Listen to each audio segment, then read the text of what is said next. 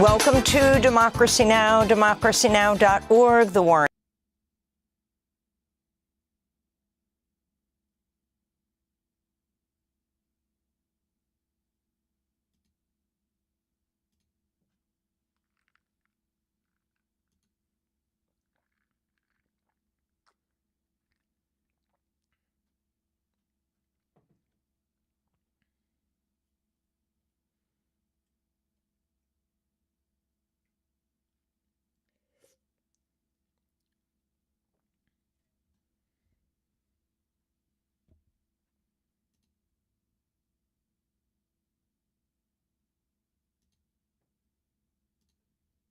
Peace Report. I'm Amy Goodman. The U.S. dropped 2,000-pound bunker buster bombs hitting a large ammunition depot in the Iranian city of Isfahan Monday. President Trump posted a video of the massive explosions on Truth Social. It comes as Trump warned the U.S. would obliterate Iran's energy plants and oil wells if Iran does not reopen the Strait of Hormuz. Trump also threatened to strike Iran's desalination plants, which is a war crime.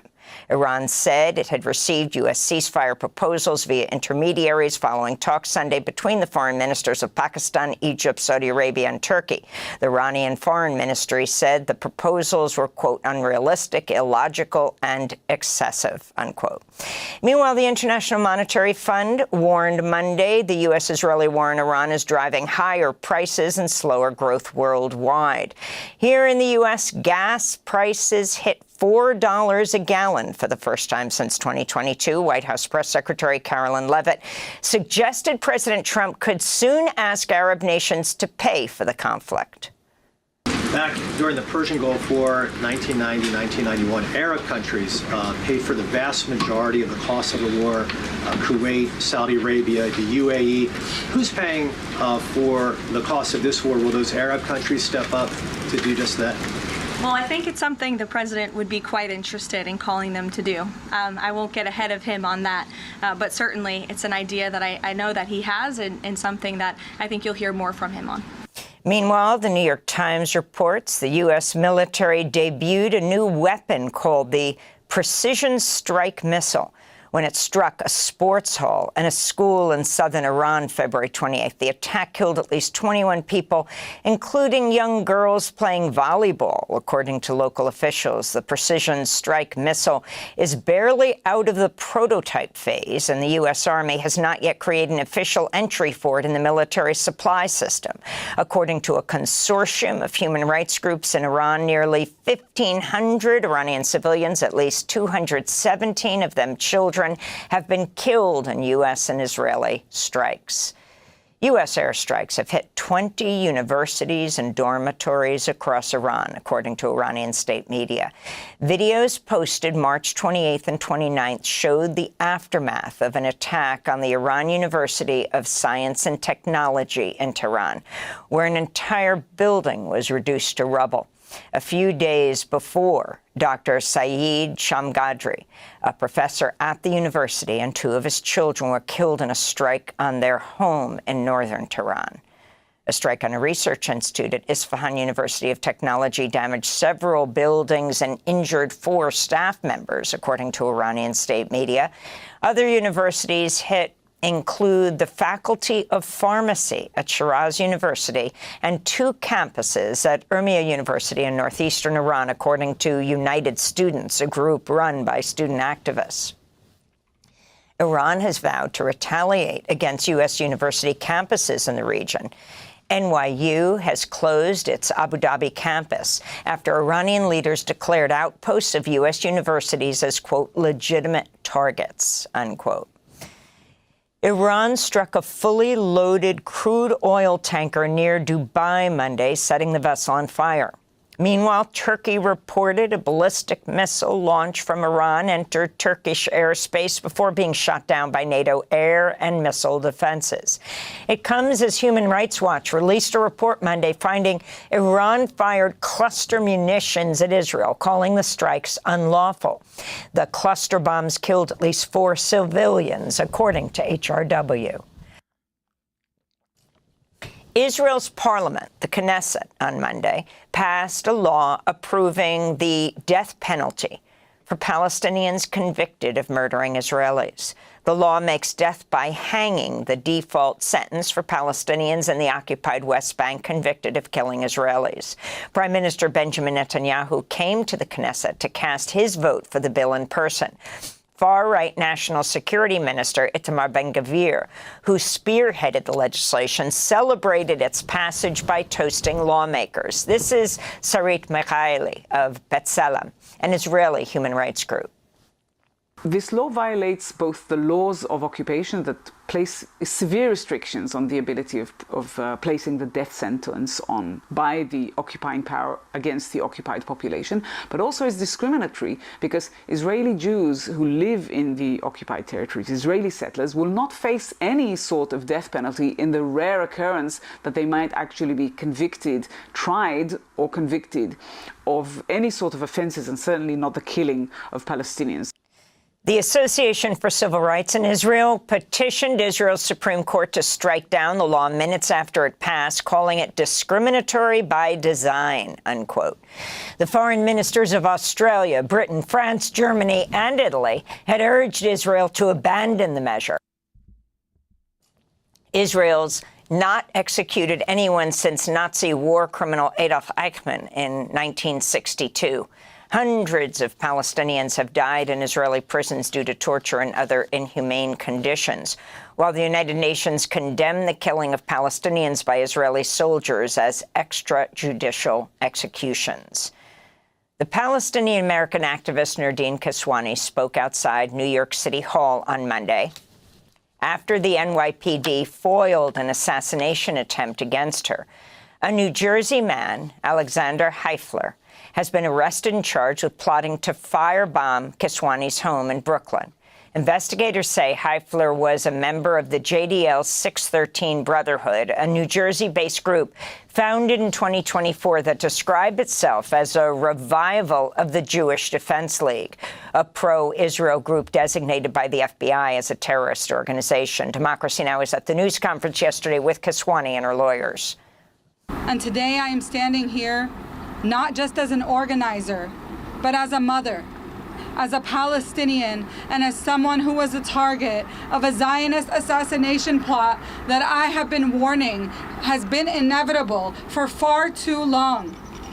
When I learned that someone was preparing to attack my home, building explosives with the intention of taking my life.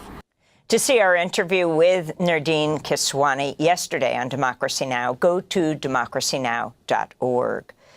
Socialist activist and documentary filmmaker Avi Lewis has been elected to lead Canada's new Democratic Party, NDP, as Canada's main progressive party seeks to rebuild itself following a devastating defeat in last year's federal election. Lewis, who is Jewish and a vocal critic of Israel, campaigned on a platform of affordability and equity, promising higher wealth taxes. Last year, Canada's Liberal Party soared in popularity as President Trump intensified his threats to make Canada the 51st state and impose tariffs. Voters flocked to elect the Liberal Party's Mark Carney as Prime Minister, with the New Democratic Party winning under 10 seats in Parliament. The disastrous election outcome forced the departure of former NDP leader Jagmeet Singh. In his victory speech, Avi Lewis condemned what he described as Israel's genocide in Gaza, saying, quote, "We call it by its name, and we do everything in our power to bring it to an end," unquote. Avi Lewis is married to renowned Canadian author, journalist, and activist Naomi Klein. In Sudan, a new report by Doctors Without Borders warns rape and sexual violence remain, quote, part of everyday life across the Darfur region as the war between the Rapid Support Forces and the Sudanese military nears 3 years. Child rape is particularly rampant, with both parties accused of war crimes. MSF's report outlines the testimonies of over 3,000 survivors of sexual violence who sought medical care at MSF-backed clinics between January 2024 and November 2025. MSF said its report only reflects a fraction of widespread sexual violence in Sudan, and that, quote, this war is being fought on the backs and bodies of women and girls. Displacement, collapsing community support systems, lack of access to health care, and deep-rooted gender inequalities are allowing these abuses to continue across Sudan, unquote. This comes as the UN reports at least 7 people were killed in an airstrike on a funeral gathering in West Kordofan. In South Sudan, at least 70 people were killed when gunmen attacked a gold mine in central equatorial state, where violent clashes have intensified over illegal mining. Video footage shared online showed dozens of bodies on the ground, covered in blankets, as many survivors were forced to hide in the bushes. The Sudan People's Liberation Movement Army blamed the attack on South Sudanese government forces. Mexico's President Claudia Sheinbaum is demanding answers after a Mexican immigrant died in ICE custody last week. Jose Guadalupe Ramos was detained at the troubled Atlanta ICE jail in California. He's at least the 14th person to die in ICE custody since January. This is President Sheinbaum speaking from Mexico City. Son varias acciones que vamos a tomar. We're going to take several steps to protest the death of yet another Mexican national in the United States. Particularly in this detention center in Los Angeles has had several deaths. A thematic hearing will be presented before the Inter-American Commission on Human Rights regarding people who have died in ICE detention centers. In Haiti, at least 70 people have been reportedly killed as armed gangs descended on the western Artibonite region, setting homes on fire and displacing thousands of residents in attacks Sunday and Monday. Video footage showed scores of bloodied bodies scattered in the streets. UN officials have expressed alarm over the latest gang-related massacre. This comes as a UN-backed so-called gang suppression force is expected to deploy to Haiti in April, despite many Haitians denouncing the efforts as a new form of occupation. The Trump administration's vowed to continue its energy blockade on Cuba even after U.S. officials allowed a Russian oil tanker to deliver fuel to the island. The U.S. blockade has caused frequent, widespread blackouts across Cuba, with hospitals, universities, and other public services on the near brink of collapse. Before the arrival of Russia's oil tanker, Cuba had not received any fuel in more than 3 months. This is Havana resident Ismael de la Cruz Caballero. I see the arrival of the ship and the fact that they allowed it in very positively. However, we need them to let more shipments through. After all, a single ship amounts to just over 75,000 barrels, and that lasts only 15 days. What happens after that? We'll be right back to the blackouts and the transportation crisis. Things are in a dire state on that front. Later in the broadcast, we'll speak with an independent journalist in Havana and Professor William Leogran, co-author of Back Channel to Cuba, the hidden history of negotiations between Washington and Havana. And the Trump administration's move to allow riskier alternative investments such as private equity and cryptocurrencies to be included in 401k retirement accounts. Dennis Kelleher, chief executive of Better Markets, a nonprofit advocacy group, said, quote, the legal immunity created by this safe harbor will incentivize financial advisors to pitch these toxic products, which will become ticking time bombs and tens of millions of retirement accounts, unquote. The Department of Labor will open a 60-day public comment period before deciding whether to finalize the rule. And those are some of the headlines. This is Democracy Now!, democracynow.org, The War and Peace Report. I'm Amy Goodman in New York, joined by Democracy Now!'s Juan Gonzalez in Chicago. Hi, Juan. Amy, and welcome to all of our listeners and viewers across the country and around the world. Thanks for watching Democracy Now! On YouTube. Subscribe to the channel and turn on notifications to make sure you never miss a video. And for more of our audience-supported journalism, go to democracynow.org, where you can download our news app, sign up for our newsletter, subscribe to the daily. Point B to point C. Number two, he tries and he eventually is quite successful in keeping for himself all options open. In other terms, it is very difficult in this fog of war, as you have perfectly described. It is very difficult to put together any kind of a defense because nobody knows what the real objective is.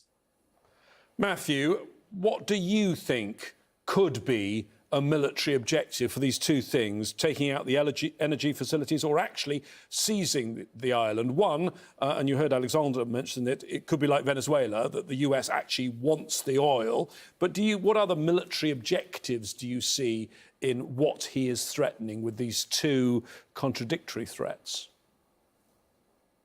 Yes, with regard to the military objectives, I think that President Trump and the Trump administration believe they have succeeded in their main objective of degrading Iran's nuclear missile capabilities, degrading the Navy, and so on. But now they have a dilemma because Iran is left in control of the Strait of Hormuz. And so one possibility would be for Trump just to declare victory and go home with Iran in control of the strait. But that's not desirable for a number of reasons. So other possibilities would be, one, to go and seize Karg Island, and the United States could do that militarily with ground forces and control Iranian oil exports. That's kind of the Venezuela model your other guest was referring to. Another possibility would be to simply destroy the terminals and other energy infrastructure, also to try to coerce Iran into opening the Strait of Hormuz. But that would be undesirable for other reasons, including further increasing energy prices and the risk to the global economy. So hard to know what President Trump will do. He does like to keep his options open. If I were betting, though, I would bet that actually he declares victory. With Iran in control of the strait. I think we know that he is uncomfortable with long, drawn-out military campaigns, especially those that require boots on the ground. Nagar, one of those things that were mentioned there by Matthew as a possible aim for doing this is to reopen the Strait of Hormuz. But, of course, it's worth reminding everyone that at the start of the war, it wasn't even closed. What they're trying to fix is a problem they've created. Exactly. I mean, talk about digging in and creating new problems. The Strait of Hormuz, most of the world hadn't even heard of that a month ago. Apparently, the president got briefings. He didn't even believe that this is something the Iranians would do, even though they had threatened. Every step that Iran has escalated, by the way, is something they had threatened, they had telegraphed. And let's not forget, it's not just the Strait of Hormuz. They're opening new fronts. There could be potentially another strait. The Houthis are entering this war. They have control, strategic advantage over Bab el-Mandab. So Iran's grip on the world energy right now is about 20%. This can increase. And so I agree with Matthew, actually. I mean, there are three questions, if I can just throw in three W's in here. Why, what, and when? Why did this war start? I mean, was it the nuclear program? Wasn't that obliterated last year in the June? I mean, that declaration of the obliteration of the program is still on the White House website. And by the way, it says whoever says otherwise is fake news. Is it the military? Is it the Navy? Is it their drones? Is it their missiles? They're still shooting. There doesn't seem to be an end to that. What is it? What? Is this a military incursion? Is this a limited operation? Is this another big war in the Middle East? I mean, the goals, the why and the what are connected. And then when? When is this going to wrap? Was it going to be a matter of days? I mean, at the beginning, it sounded like it could be days and then weeks. Now it's already a month. Is this going to be the next endless war in the Middle East? I mean, if you commit troops on the ground, the Iranians start killing a whole bunch of Americans, can you just exit then? Or do you need to continue? You take Karg, then you need to open Hormuz, then Bab el-Mandab. So I feel like the more the U.S. goes in without these clear goals and objectives, and it also depends on who you listen to. Is it the president? Is it the Secretary of War? Is it the Secretary of State? Is it the Vice President? They all have different rhetoric and different reasonings. So again, agreeing with Matthew, I think it's still not too late for the president to call it a victory. He has achieved a lot. But the Iranians have also put up a pretty good fight. They have a lot of cards that they've played. Yes, they're the underdog, but this is an asymmetric war, and they're defending their homeland. This is their turf. This is their neighborhood. They're not going to give it up. And with ground invasions or any kind of committing troops on the ground, it's just going to get worse and worse. And call it a victory. And the president is actually excellent at messaging to his base. He can say he won. He can mention all the victories and all the achievements. And end this war that is now not only regional, but it has global implications. And it seems to be unpopular everywhere in the world, including in the United States. So let me take that back to Matthew, the three W's you heard there and the scenario that Nega has painted of the situation. All of them, she says, show that he should end it now. Would you not agree he should end it now because it's going badly? Would you agree the war is going badly? I don't think so. I think overall it's a success. Iran has been one of the greatest threats to U.S. and regional security for decades. And intelligence analysts assess threats by looking at intent and capability. And so the Islamic Republic has had hostile intent toward the United States for decades. And it's also had capability, a nuclear program, a missile program, a navy, these terror and proxy groups. And now that capability is gone. So the threat has been significantly set back for years, maybe even a decade to come. I think we will be in a better place when the conflict ends. The only challenge is that Iran does have these asymmetric options. It's holding the global economy hostage right now. And so the question you said that's is how the do you only thing, fix Matthew. That's a rather big thing, is it not, Nera?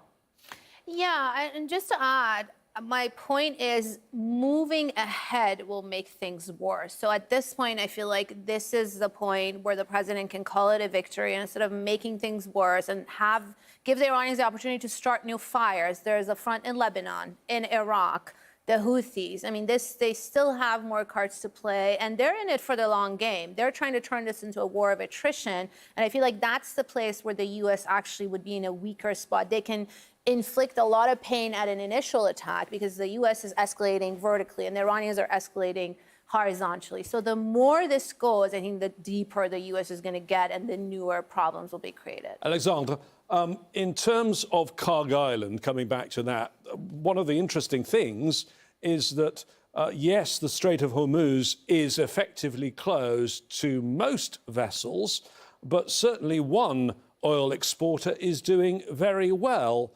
Iran. Iran is now earning twice as much from oil sales now than it did at the beginning of the war. I think it's very relative, and to build on what you said, and also the discussion earlier as to why is all of this happening. I think that we need to distinguish between the short-term goals, and definitely many of these short-term military objectives, political objectives, have been reached.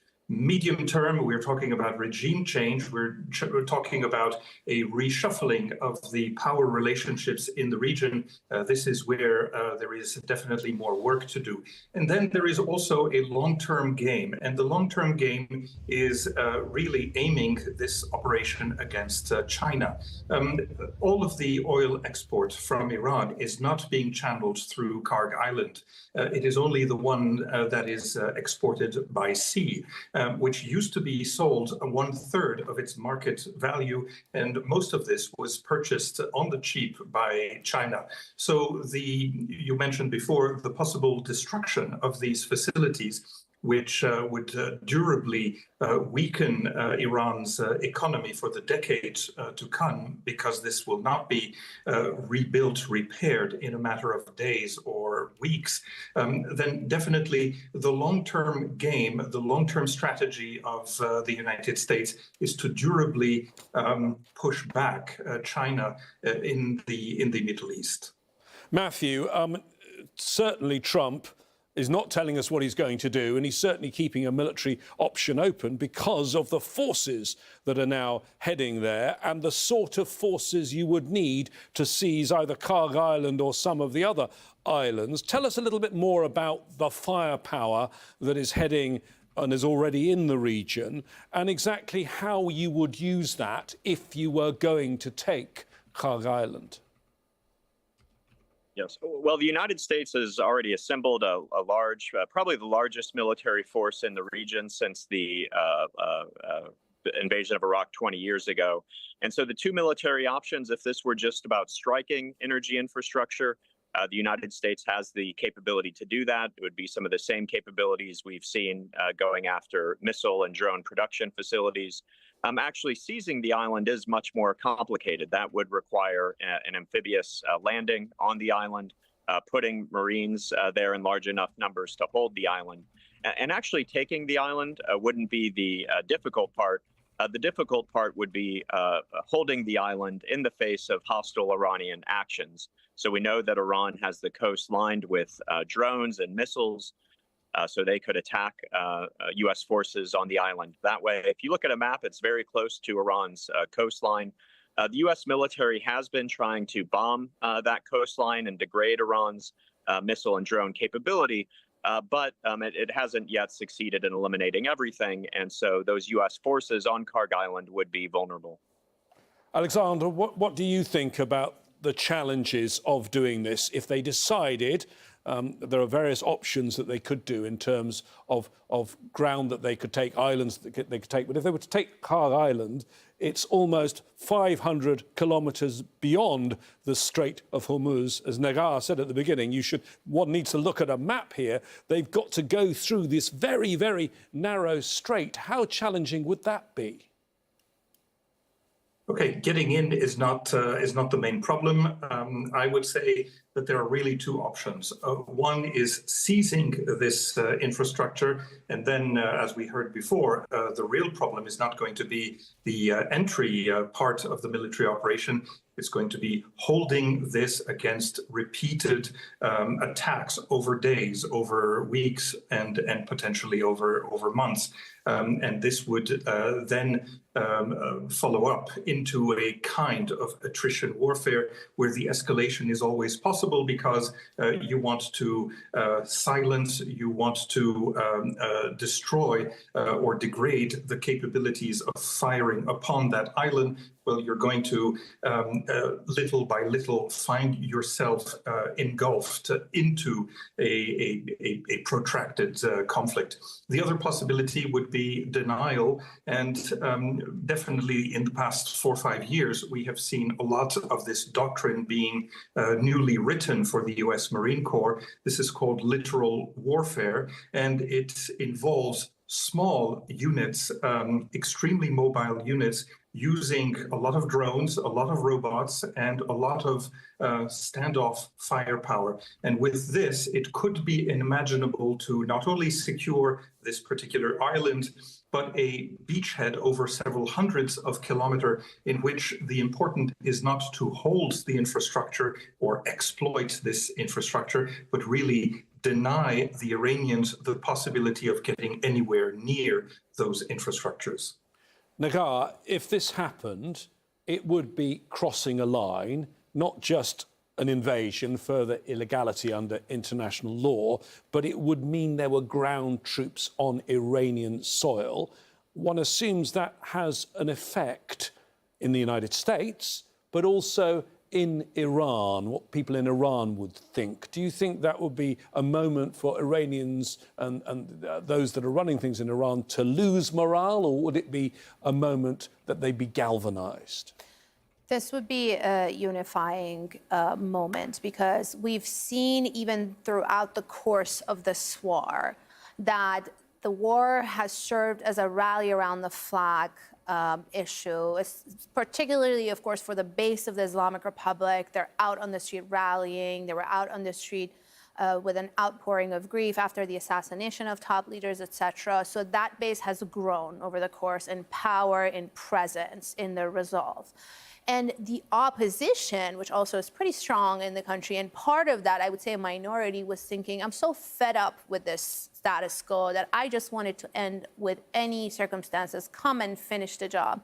And we're seeing a change in that thinking. People are starting to realize that, okay, there isn't a surgical way of ending things. There isn't a clean way, a strategic way, or as they call it, only attacking specific, military or regime or nuclear sites. This is very much a war on Iran, a war on Iranians, and I've seen that mentality of people who thought maybe freedom bombs would actually bring freedom, to now realize that the war started by attacking an elementary school, 170 kids killed, hospitals, universities, water, oil, gas, so many civilian targets, either as the main target or as collateral, has been destroyed. And civilians have been paying a very high price in Iran. So I would say invading or attacking the actual soil and the homeland would serve even more as a rallying and unifying cause.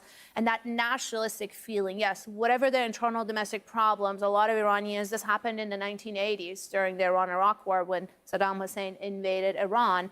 You would see and hear stories of opposition to the Islamic Republic who would say, okay, we'll put that on hold. I want to go sign up and go to the front line and defend the homeland, because this is no longer about the Islamic Republic. This is about Iran. This is about sovereignty. This is about the nation state.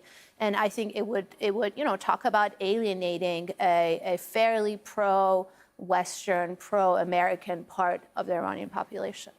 Matthew, crossing a line for Iranians, crossing a line for people there in the US too, including some of Trump's base. He'd be doing, by putting troops on Iranian soil, he'd be doing the sort of things he promised not to do on the campaign trail?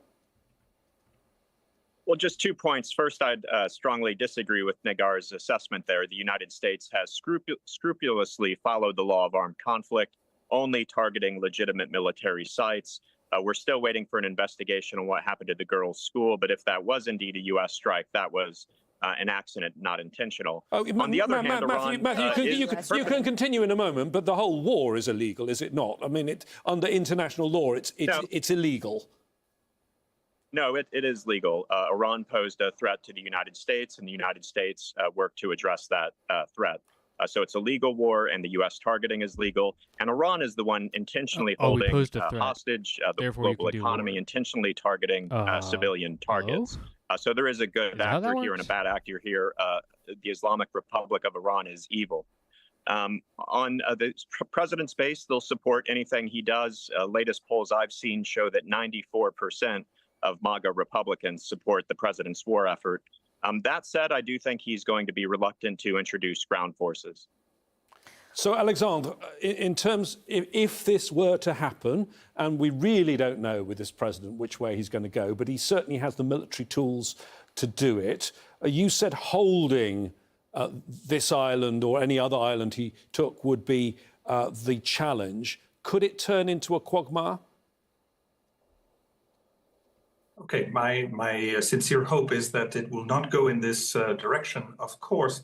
And as I mentioned before, I think there are ways, there are technical ways, there are tactical opportunities and solutions for this not to be necessary. Because what the United States wants really is to be able to negotiate with a very strong hand with whoever is in power in Tehran over the next few years. This is very much what is also happening today in Venezuela.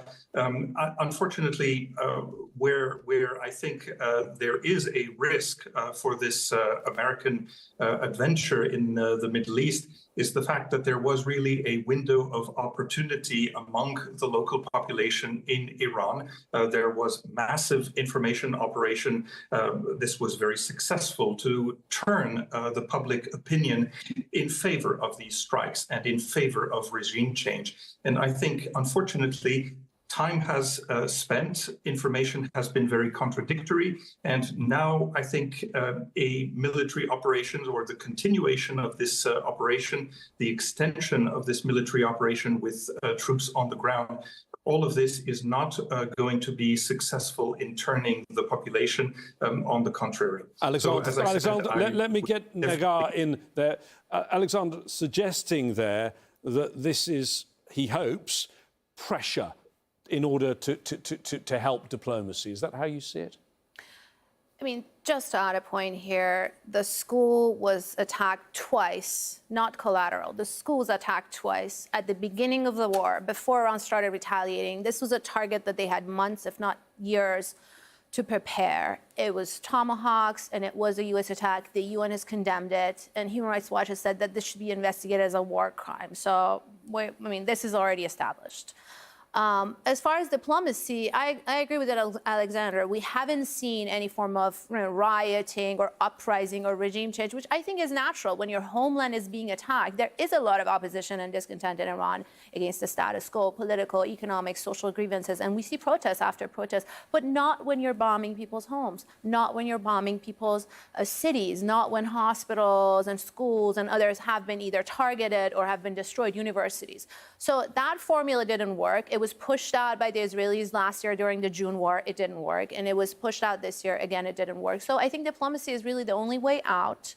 It's the best way to take an off-ramp, exit this war, which has been unnecessary, unlawful, and it's just really hurting the entire region and the world. Thank you very much, Negar Motasavi, Matthew Kronig and Alexandra Vautraveur. If you missed any of today's programme, don't worry, you can see it again on our website, aljazeera.com. Your views are welcome too. Go to our Facebook page, that's facebook.com/AJ Inside Story, or make your point on X. Tag us, we are at AJ Inside Story. I'll be back here very soon. For now, that's it from me, James Bays, and all the team. Stay tuned for Al Jazeera's continuing comprehensive coverage.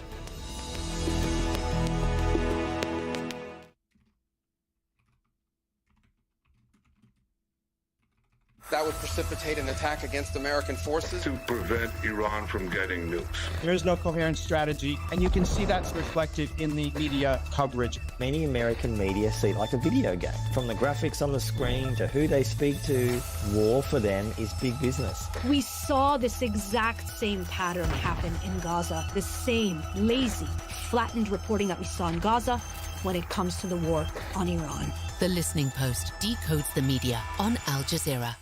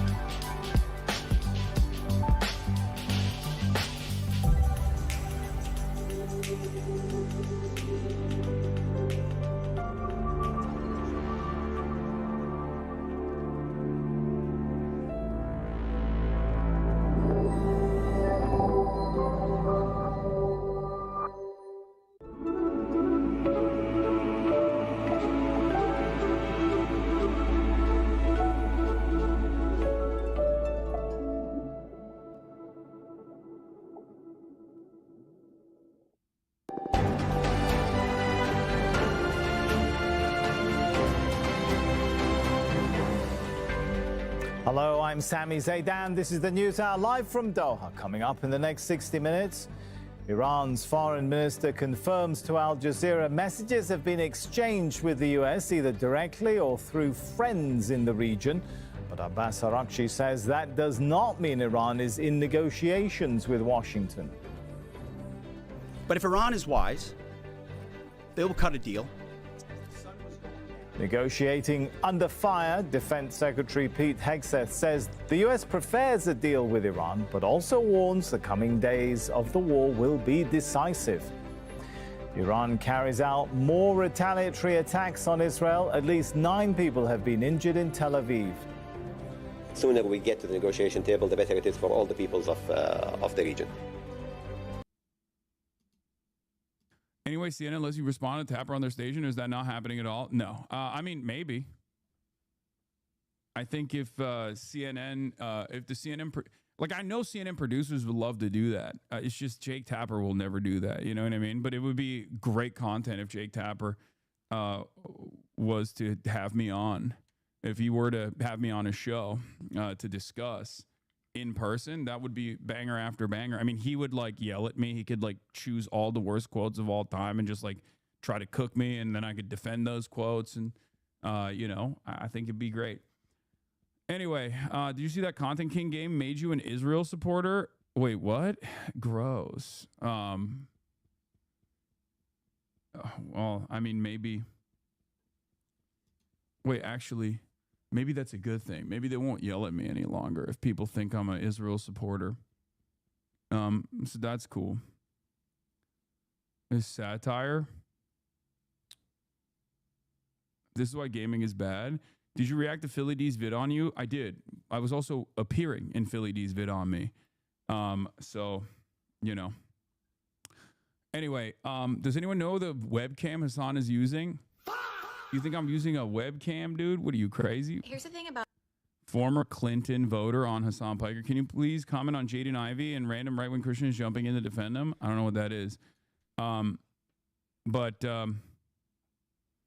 black threads have been attacking me as the sole black Hassan Ivey head there. You're not. There was a dog shocking minigame and it called Hassan Ivey a grifter. I don't know about the whole Israel supporter thing. No way.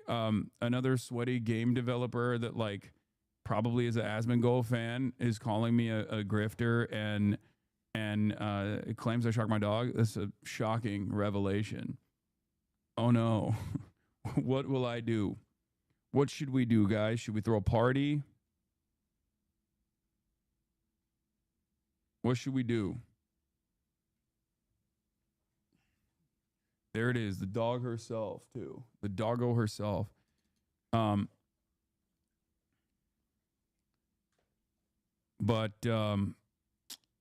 chatters, please stop trying to farm drama. I'm pretty sure the game is actually fine. Yeah, I'm sure it's okay.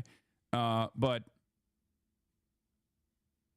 in the developers' events, he lost Best Gear compilation by Asmon and needed to redeem himself. I don't know anything about this game, but I don't necessarily care all that much. All right, we got a lot going on in the world, so we're going to be talking about that. Oh, yeah, other than the CNN thing, I mean, this morning I woke up early, worked out, got a lift in, and then did American Prestige Pod with Derek Davison, and so that was that. I did that.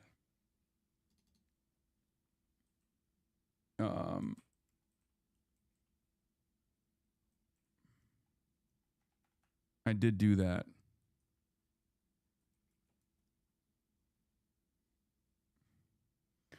Mehdi, thanks CNN for having you on. Yeah. Serious PR year for Hassan Ivey. Yeah. OSIN reports A-10s have been sent to UK bases. Hell yeah, baby. Oh, once they see that, it's gonna be over for these fools, dude. Are you kidding me? It's gonna be over for these fools, man. But yeah, I was on with Daniel Bessner, Derek Davison, American Prestige. That'll come out. But yeah, Gremlo had a funny tweet about the CNN thing. I'll get into all of that and more. Actually, let's just blast off real quick because there's not really much else going on in my life because I'm a chud-ass loser. So, you know, that's it. My Twitter algorithm is nothing but Hassan hate. It's so fucking annoying. Yeah, because Twitter shows you things that you respond to. Okay, it shows you things that annoy you. Ironically enough, for me, it's mostly Hassan love. I'm seeing mostly Hassan praise. Okay, so I don't know what that means. Does that mean I hate my own damn self? I hate my own chud ass loser life, my big chungus life? Maybe. Yeah, mine is all just people defending me. Let's be real. Anyway, SCOTUS reject conversion therapy ban. In Colorado, we'll be talking about that. Epstein Fury Day 31. Are we invading Friday? Trump mad at Europe. Dems mad at me. Cuba gets Russian oil. Felix on later. Get in now. www.twitch.tv/Hasanabi. Yeah, we got it all. We got it all, fam. But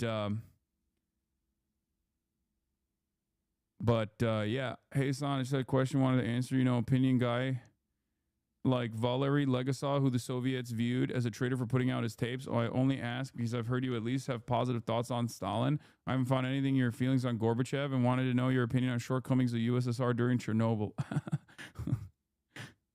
Yeah, okay. Well, not going to do that right now. Anyway, Kirsty Noem's husband is another story that we're obviously going to get to because he's got some bazongas. He's got some fucking awoogas, bro. He is running around with them awoogas, buddy. Oh my God, them Pelosi's. Okay. We'll talk about that. We'll talk about Pete Kegsbreath, alcoholic rapist, Pete Hegseth, and what he's been trying to do with insider trading. Trying to do it in the most like alcoholic rapist way possible is really funny. New conspiracy just dropped. Clandis Owens, clandestinistas vindicated.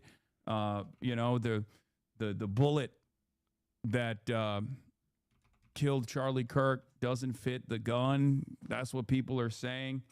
So yeah, we got a lot to talk about, man. We got a lot to talk about. And yes, Alex Michelson is has posted the coverage. Kaya hitting the timelines again. What is this? The demolition of a career, 54 minutes long. Kaya's corner. What the heliante is this?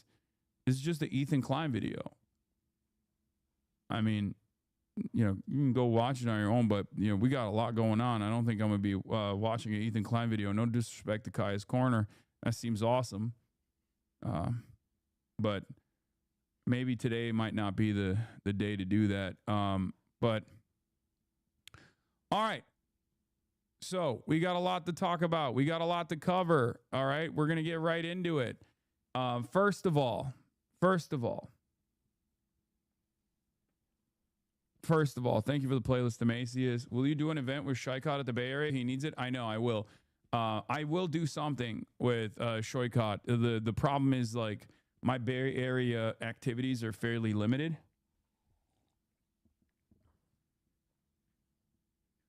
It's a good video.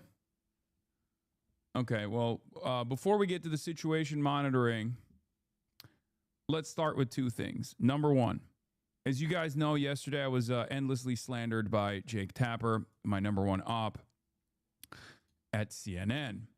Okay? And in the process of getting endlessly smeared and slandered by Jake Tapper, who called me an anti-Semite, I still turned around and was able to fire off a CNN segment only a couple hours later with my friend Alex Michelson, who had asked me to come on CNN a while back to talk about my Cuba trip. Okay? Now, what's really funny about that is this creates a very unique dynamic, right? Because on the one hand, Jake Tapper wants to say I'm a toxic person. He wants to get people to not platform me, not broadcast my views in particular, because like obviously his goal there is to say I shouldn't be someone people associate with because I'm a bad guy, I'm an anti-Semite, right? Now, obviously, that's a cynical smear, and most people don't believe it, but it is also a testament to how little people believe it, even internally at CNN in some ways, because, imagine being the boomer who is watching the Jake Tapper segment in the middle of the day, only to then turn around and watch me a couple hours later to be like, wait a minute, wasn't this guy the dangerous radical anti-Semite? Now he's over here talking about how he went to Cuba to deliver humanitarian aid. Third way be like, shame on CNN for allowing Hassan Piker on the broadcast. Yeah. Yeah, it is pretty funny. It is a pretty funny duality here. American TV news anchors wrathful campaign of elder abuse continues. Our vulnerable seniors deserve information dignity. But yeah, it is funny because like on the one hand, yeah, Hassan the Hun is back from a humanitarian mission to Cuba amidst an oil blockade and power outages. Go show some love to Alex, by the way. He's sticking his neck out. So I noticed that CNBC, CNN, MS Now love having Greenblatt on. Will they have someone from CARE to talk about Slotkin? No, of course not. Of course not. But yeah.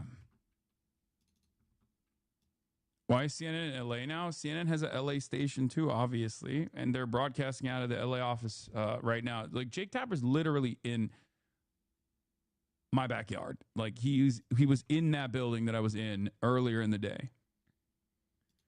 Okay. currently babysitting a 4-year-old. When do I start teaching him communism? Just say sharing is caring. That's all you need to do. Like, instill that value in the baby. You glaze terrorists like Hamas. No wonder CNN won't broadcast you. Buddy, look on the screen, okay?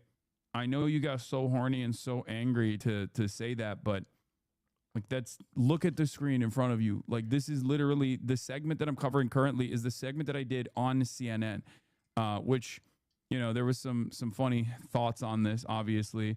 Adam Johnson first says, I simply cannot handle another bogus anti-Semitism scandal. All smoke and no fire, from Corbyn to campus protesters and Mamdani. They all follow the same sleazy script pushed out by Israel lobbyists, hatchet men like Greenblatt, who, it's worth noting, regularly texts with Tapper.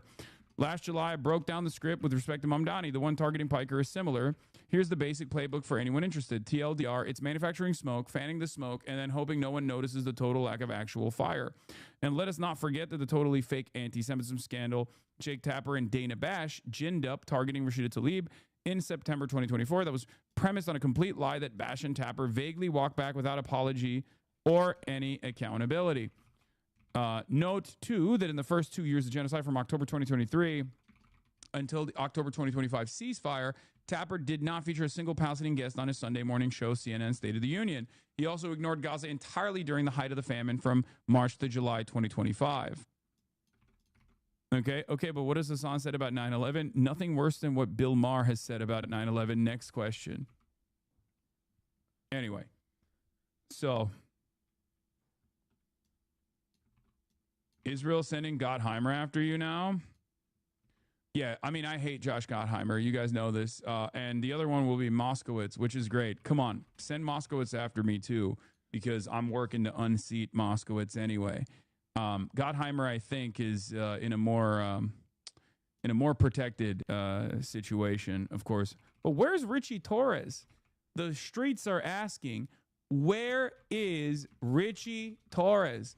Richie Torres used to be the AIPAC attack dog that they would send after me.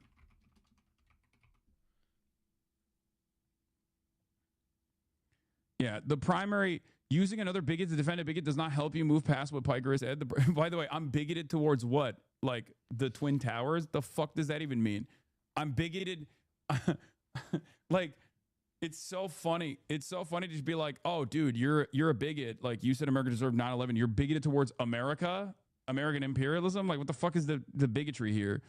The primary person calling for Piker to be canceled went on Bill Maher literally the same day. This is the world's fakest outrage by the world's biggest hypocrites. Exactly. And yet you cannot say what Hassan said. You're using whataboutisms. Anyway, so there's that angle. We're not going to harp on it too much. I mean, it's just like I cannot stress how little motion this has. It's pretty funny. Even MAGA moms are defending you. Mary Lou's defending me. Hell yeah.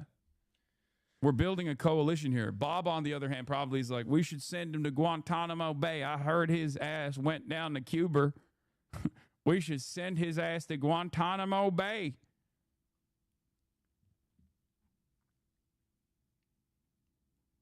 Hell yeah. Going on the Nazi website to cry about anti-Semitism is something else? Yeah.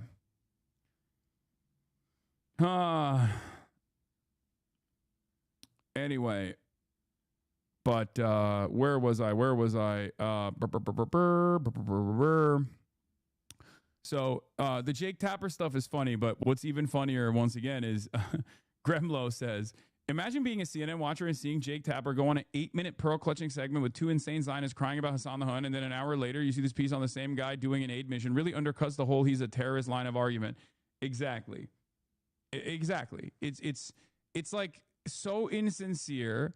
It's such an obvious lie, and like people are not willing to commit to it, right? People are not willing to commit to it, which, you know, I'll start off with this, obviously. I'll start off with the segment here. Props to Mehdi Hassan says, props to CNN's Alex Michelson for having Hassan the Hun on and letting him speak in his own voice, his own words, rather than ventriloquized or quoted out of context by pro-Israel politicians and pundits. Let's take a look. There he is for the first time. Thanks for being here. Thank you for having me. Paint us a picture of what it's like on the ground. What'd you see? When I first landed in Cuba, I was taken aback by how beautiful everything was. You know, you got the 1950s cars, and it's a tropical island destination. But very quickly thereafter, as soon as we got into Havana, the main city area where people congregate, I couldn't believe the sights that I was seeing. It was very sad. You had homes that looked like they were bombed out. Our tour guide at the time said that this was somewhat of a product of hurricane season and how difficult it is to like repair these buildings. And I already had known about the rolling blackouts, and I experienced them later in the day. And it was definitely unlike anything I've ever experienced before. Everything's pitch black. There aren't any traffic lights on. Like it's crazy, right? But I was taken aback. I was very sad by all the poverty that I saw, and then I was very angry. It was actually Ben Rhodes who told me that I would get very sad when I first went to former Obama foreign policy advisor. Former Obama foreign policy advisor Ben Rhodes, who was formative in the previous normalization agreement with Cuba that Barack Obama had orchestrated, and he was right. It was very sad to see, but then it was very angering. It was very anger-inducing because I felt like. So Phil, Twitter video, bro. Twitter video, absolutely cooked. Now, who the fuck chose that tie, Unc? It's a good tie, bro. Shut up. Here, we'll continue off where we left off. It was very. Piker describes feeling sad and angry during Cuba trip. Very sad to see, but then it was very angering. It was very anger-inducing because I felt like, there was a lot of potential on this island that we were just robbing the people of, and it's totally cruel and totally unnecessary.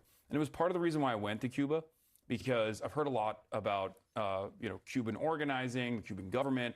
I'd read a lot about it. Sure. I knew about the island's history of developing sovereignty, but I'd also heard about this blockade, right? And I wanted to figure out exactly how this blockade was harming people directly, and in many ways that are indirect, because the blockade itself is designed to be invisible. It's a system of sanctions. It's this like bureaucratic nightmare that basically renders it impossible for the island to do regular commerce, just like any other country. Banks can't take out loans from any other banks. And you, as an American citizen, as a matter of fact, have a lot of restrictions on what you can and can't do, both on the island, or if you wanted to even send money, if you have relatives on the island. It's a very difficult process to like directly send cash payments to your relatives as well. It's totally unnecessary. These rules are so arbitrary, and yet they're so damaging to everyone, to everyday Cuban existence. What were you most surprised by actually seeing it up close and personal? I was surprised by the resilience. I was surprised by the fact that people, in spite of all these struggles, were still surviving, right? They had a relatively chill attitude about everything, which was somewhat shocking to me because I feel like I'm a much more high-intensity person. But I was also really impressed with the accomplishments that they've made in places like biomedical in the biomedical field. What do you think is at this point the biggest need? Because that might be your weakest fit in recent memory, man. Do you cover things from any angle other than how tangentially relate to coverage of about you in the media? What? Are you not hearing the words that are coming out of my mouth? This has nothing to do with me appearing on CNN. It's like no different than me talking about the experiences I had on the island. This is, what the hell? We hear like the New York Times reporting about the fact that the power goes off in the hospitals and like babies are having to, be hand pumped to keep them alive in certain situations. I mean, what do you think is the greatest need it's oil, on the ground? 100%. And it's actually totally legal for Cuba to trade with other countries. It's just that America makes it impossible. So what is a necessity is for the grid to come back alive. And for that to happen, they need to have oil. They need to get oil. And I believe there's a Russian tanker that just docked in Havana as of this morning, if I'm not mistaken, with 730,000 barrels of oil, which will provide much needed respite and will allow the Cuban energy grid to survive. They'll still ration it heavily, but this way medicine can be transported on the island. I want to give you a chance to respond to two criticisms of this trip that have gotten widely reported. The New York Times sort of called you out for the fact that you all stayed in a nice hotel that was very luxurious compared to a lot of what the people on the island are dealing with every day. What's your response to this, the allegations of hypocrisy there? Yeah, I thought it was very interesting as well. So we went on a humanitarian aid mission with, foreign dignitaries, delegates, advocates, activists, journalists, and the like. It was around 200, 300, 400 people. I'm not exactly sure on the number. But the American government has placed, and this was fascinating to me, we had to get an OFAC clearance from the Treasury Department just to go, right? Yeah. And the American government has actually created these incredible restrictions that only allow American citizens to stay in four hotels on the island. There are thousands of hotels on the island, but we can only stay in 4. And if I don't stay in a hotel, and these are 5-star hotels, according to the American government, if I don't stay in one of those hotels, I could go to prison for 10 years and have to pay a $250,000 fine. Wow. I'm an American citizen. Yeah. It's so totally ridiculous. I've never seen anything like it. And real quickly, there are a lot of people that are watching this, especially places like South Florida, that feel like the regime is repressive, that it's been a terrible regime, that it's killed people, and that what you're doing is propping them up. What do you say to that? I just don't want babies to die. I don't want people to suffer. I think that the difference in opinion as far as like how Cuba governs itself is up to the Cuban population. I just want, as an American citizen, to stop putting our hand on the scale in this incredibly violent way, because the results are unbelievably violent. Collective punishment is a war crime after all, and there is no other way to look at what we've done, especially as Trump has like basically said the quiet part out loud and restricted all oil from going into the island. It's impossible to ignore. Yes, it is. And according to what he's saying, it sounds like this story is not going away anytime soon. Hassan Piker, thank you for sharing your views. Great to see you. Thank you for having me. Yeah. I mean, what kind of counter can you have for that, right? Like, people will turn around and be like, bro, you're doing propaganda, you're doing regime propaganda. It's like, no, I'm just telling you exactly what's going on the island. I'm telling you who is primarily responsible for it. And if you don't appreciate that, it's because you are unwilling to recognize the damage that this government is causing to Cuba, because you have some kind of ideological blind spot. Like, are there issues with mismanagement of the economy? Absolutely. Okay. But it is not up to us to just directly cause death and destruction on this island for no reason other than the fact that we want the people to be so angry that they rise up violently against the government until we stop their starvation. Like, why do we get to decide that? Every country has issues. Okay? Every country has issues, but it's up to the people to deal with those issues in a way that does not take away their dignity, does not take away their sovereignty. It's unbelievable. Very effective job expressing your opinions. Good job indeed, sir. Yeah. You're reaching the Barbers and the Debras with this one. They love soft-spoken discussions like this on TV. Anyway, it's so totally crazy that like there's a propaganda opportunity for people because of like how unnecessarily cruel and how silly some of these restrictions are, that when you describe to them like who's forcing you to stay at a hotel like this, people don't believe you. They're like, nah, that's crazy. It's like, well, what do you want me to say? What do you want me to do? It's just the truth, right? I know it sounds unbelievably stupid, right? I know it sounds unbelievably stupid, but that's just the case. Now, the real question is, now that you know what the truth is, how does that make you feel? What will you do next? Will you fight back against this? Will you try to alleviate some of the stress that the Cuban energy grid is experiencing? Will you try to save Cuban lives? Or will you just sit around and continue defending the blockade?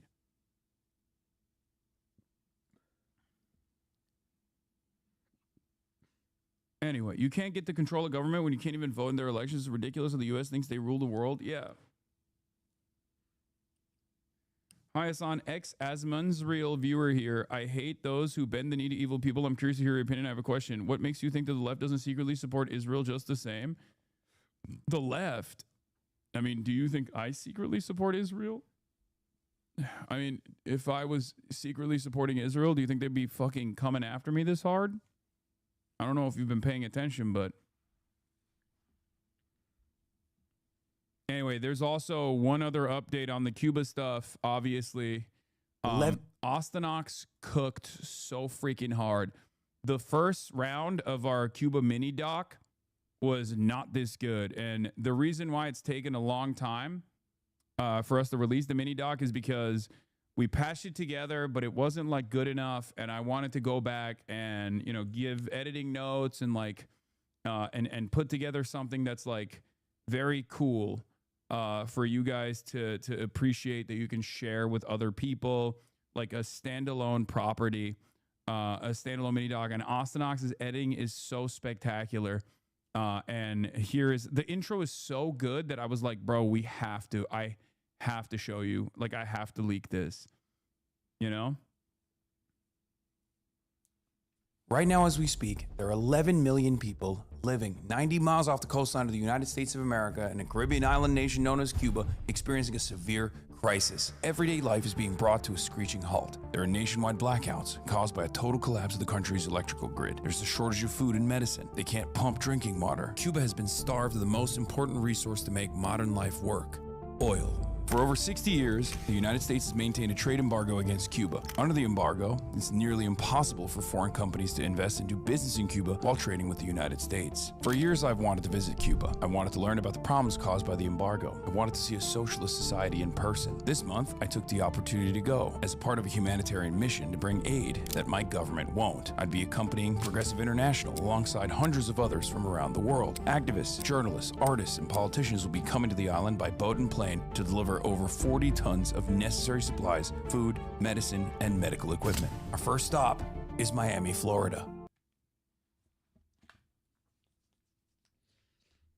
When will this release? Hopefully this week. Like my goal was to get it released by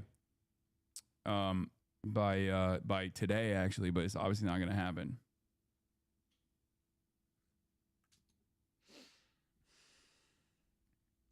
Yeah, Tyler Hassan Vera. It's Tyler Hassan Vera time. Is Unk a YouTuber now? Yeah, Unk is a YouTuber. But it's very good. Johnny Harris pissing and shitting after this one. Yeah, I'm coming for him, dude. John Old Harrison, I'm coming for you. I'm coming for you, dude. Jonald McDonald Harrison, I'm coming for that ass. Okay. Would you honestly call Cuba a socialist society with its current sanctioned state? I mean, it is. It is a country run by a communist party.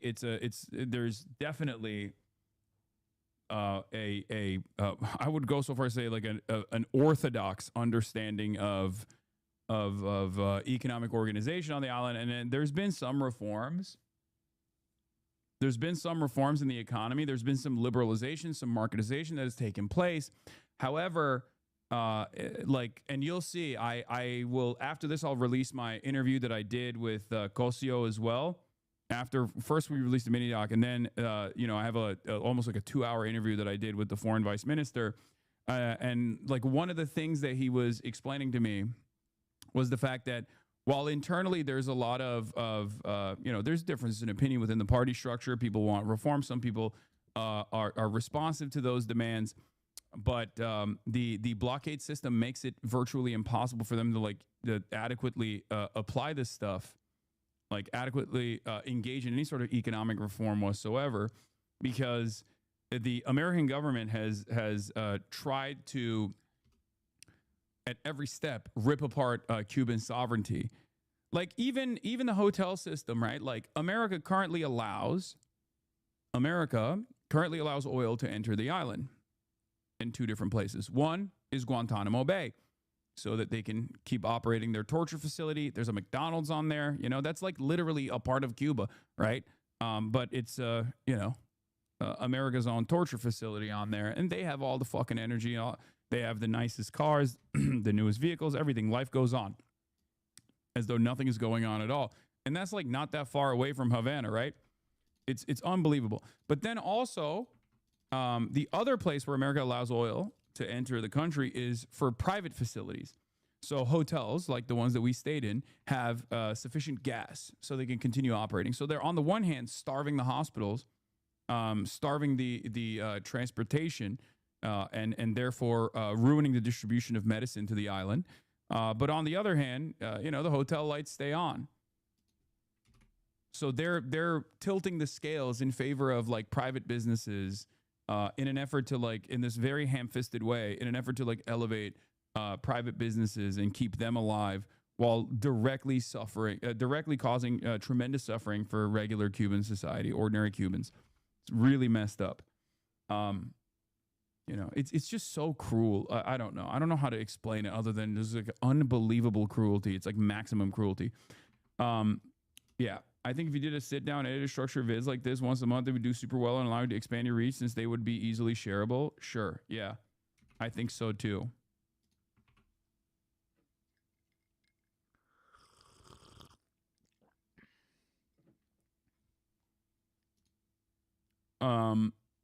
Yeah. So, get excited for that.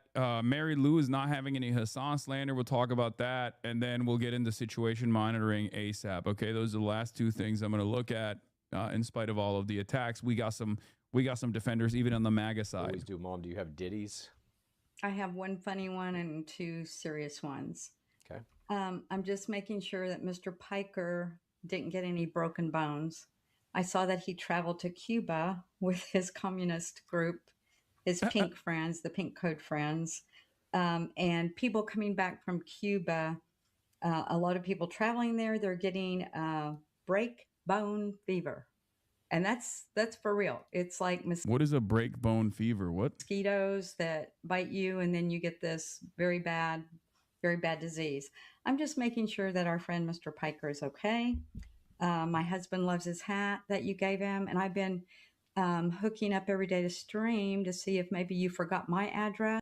Dengue fever? Wait, really? I mean, I didn't get bit once by mosquitoes. I don't know why. Cuban mosquitoes did not fuck with me. Like, straight up. Cuban mosquitoes did not fuck with me at all. I don't know what it is. I mean, but it's pretty crazy. Like, I didn't even have to use the mosquito spray at all. And where you might be able to send me something. But I'm waiting on my gift. I can wait. And then I hope you're okay. And if you need us to slap down that disgusting Democrat, Brad Schneider, that's been on you recently, we can slap him down for you if you need it. Sending all the love, Bob and Mary Lou. What? Slap him down. Yeah, he's been calling our friend Mr. Piker some bad names like anti-Semitic and all kinds of stuff. And he's a Democrat, and it's kind of bizarre. So Mr. Piker's been getting in a little trouble. And if he needs Bob and I to come help, we are here. And this is your invite to come back. You come back on our show because Goddamn. Somehow, Hassan Piker has become the golden child of our family. It's the most bizarre turn of events that has happened in the course of this entire podcast. No, I know. Chad is turning me into a podcaster. That's funny.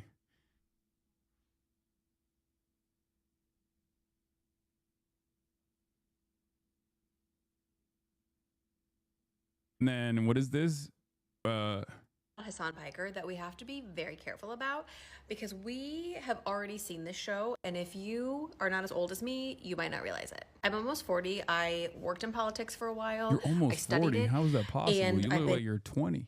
involved in the Democratic Party since I would say 2004, so a really long time. And we've had multiple instances where this has happened, and I've fallen victim to this personally, where for example, between Hillary and Bernie, I was led to believe from the Democratic establishment, these millionaires who are supporting AIPAC and all of this stuff, they're not actually supporting the centrist Democrats, like the establishment, the Chuck Schumers, the Nancy Pelosi's. And they made everyone believe that, like a Bernie Sanders, a progressive person, could not actually be elected to be president. It had to be somebody centrist to get the moderates. I believe that, honestly, maybe at the time it needed to happen that way, but we got Hillary, and I'm a Hillary supporter, over Bernie.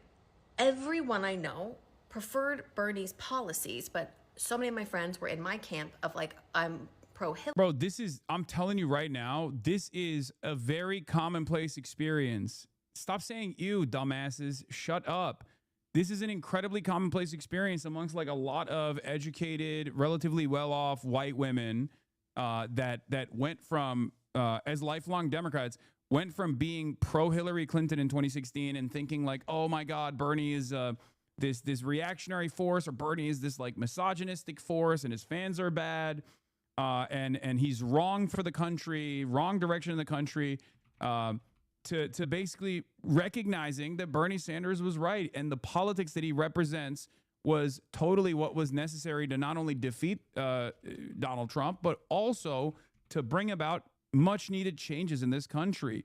There are a lot of parents of people in this community that feel that way. Jennifer Welch is a great example of this as well. Like, I think you guys are just like casting aside certain productive forces in this country, certain like social changes that are taking place because you just like get stuck on the aesthetics. Okay.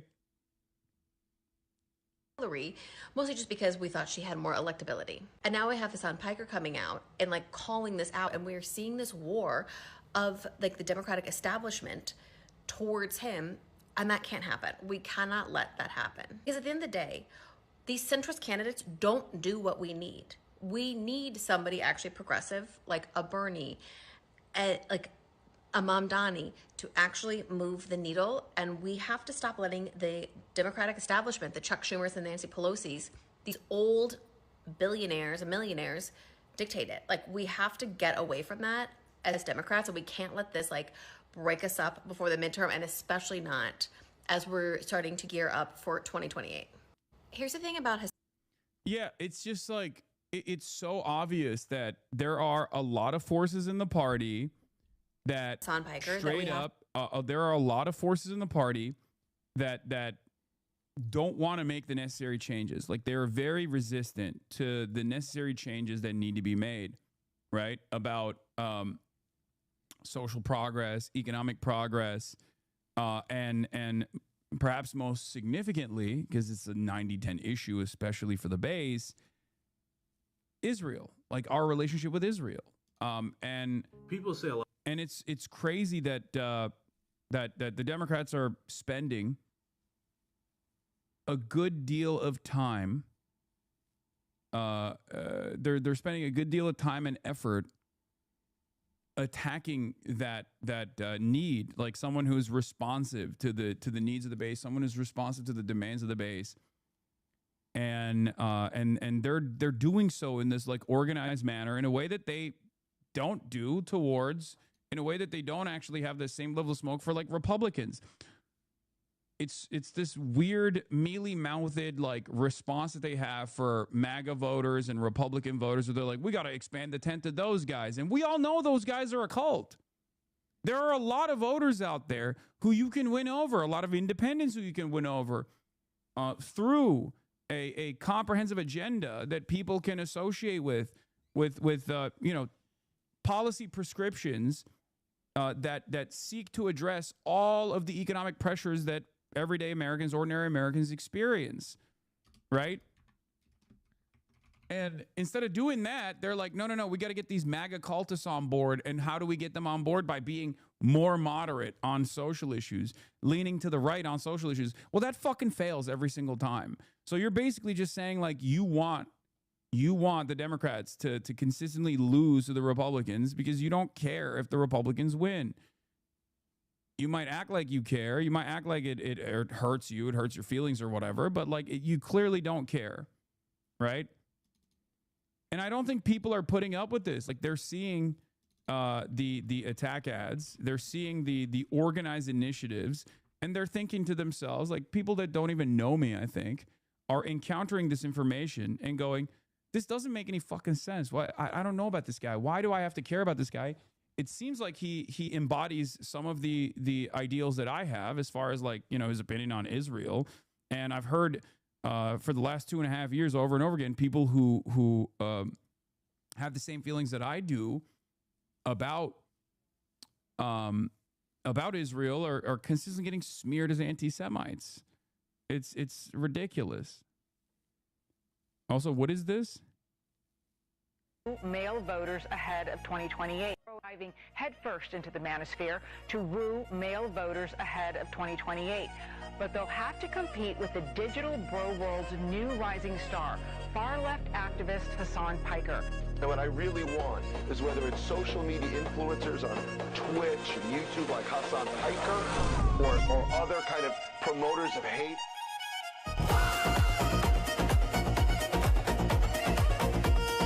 What the hell is this? Okay, this is a new opening edit.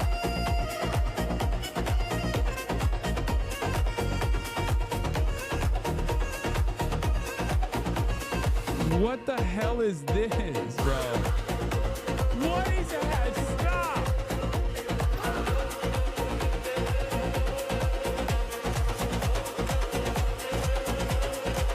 Oh my God, Close Presence is back with 50 gifts. Always maintain revolutionary optimism. You must always continue to organize. You must always continue to agitate, because the quicker we can create enough pressure that causes the American state to recalculate its suicide pact with Israel, the quicker we can save as many Palestinian lives possible.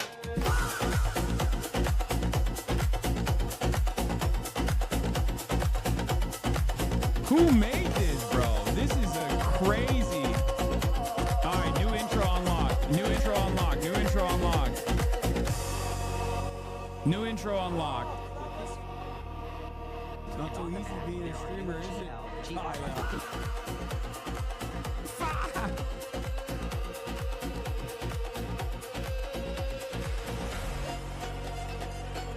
Need this video? Please post source. It's on my Reddit, but the booty shaking is so funny.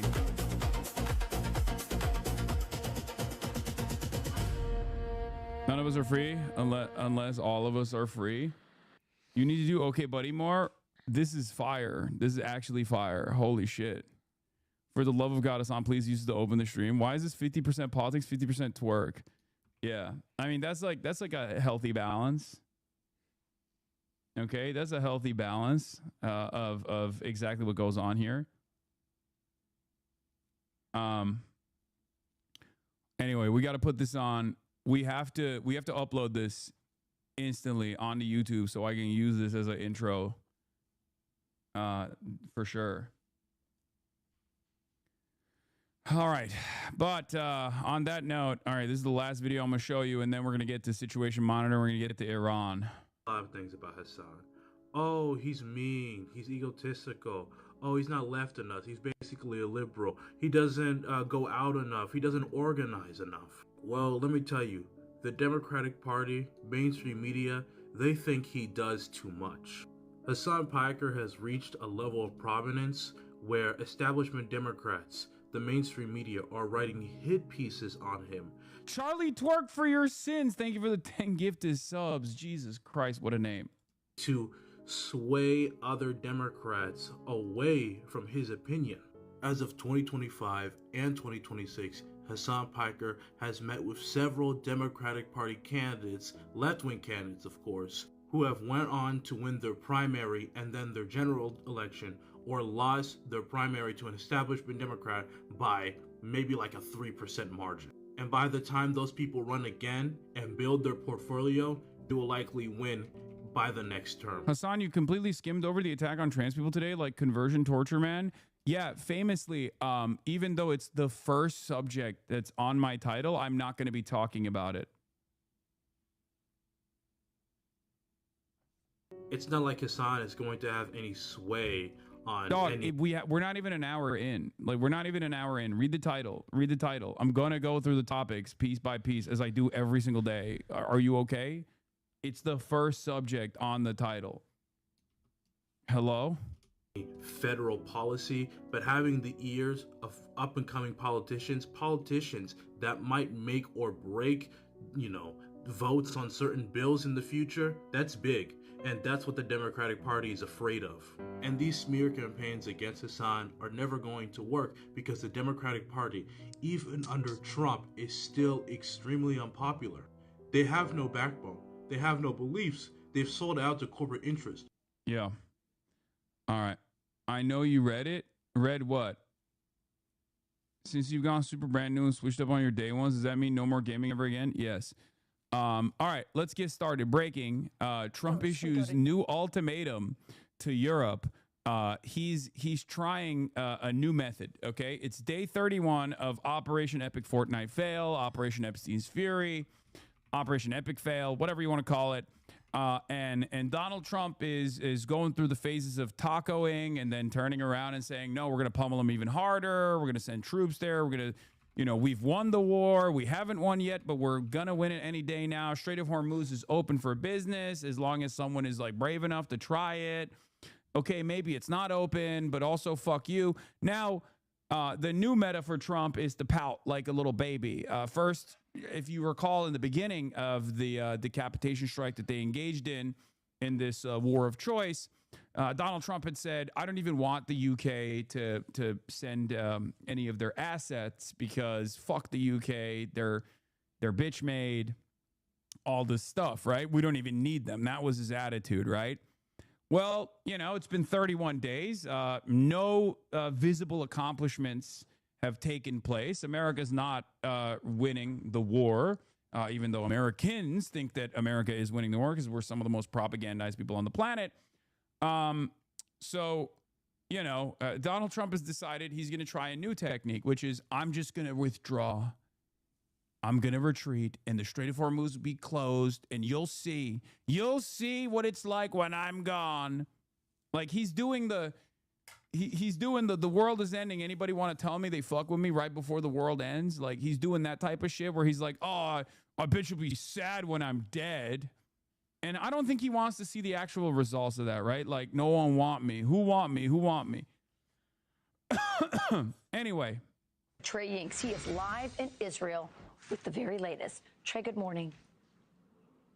Yeah, hey guys, good morning. Just last hour, President Trump issuing a new ultimatum to European countries about the Strait of Hormuz. President Trump taking to Truth Social to say, quote, all of those countries that can't get jet fuel because of the Strait of Hormuz, like the United Kingdom, which refused to get involved in the decapitation of Iran. I have a suggestion for you. Number one, buy from the U.S. We have plenty. And number two, build up some delayed courage. Go to the Strait and just take it. You'll have to start learning how to fight for yourself. The USA won't be there to help you anymore, just like you weren't there for us. The president goes on to say, Iran has been essentially decimated. The hard part is done.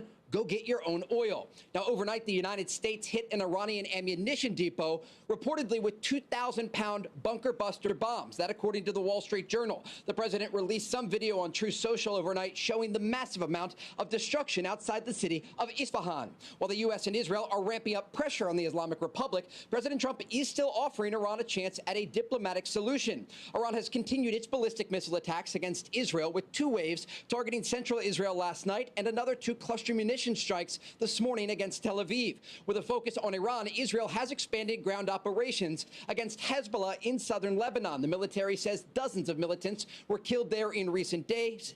And today, Israel's defense minister, Israel Katz, announced that Israel is building a buffer zone in southern Lebanon up to the Litani River. The IDF announced that 4 additional Israeli soldiers were killed yesterday, bringing the total since the Lebanon operation began to 10 killed. On Monday, a funeral was held for one of those soldiers, just 19 years old.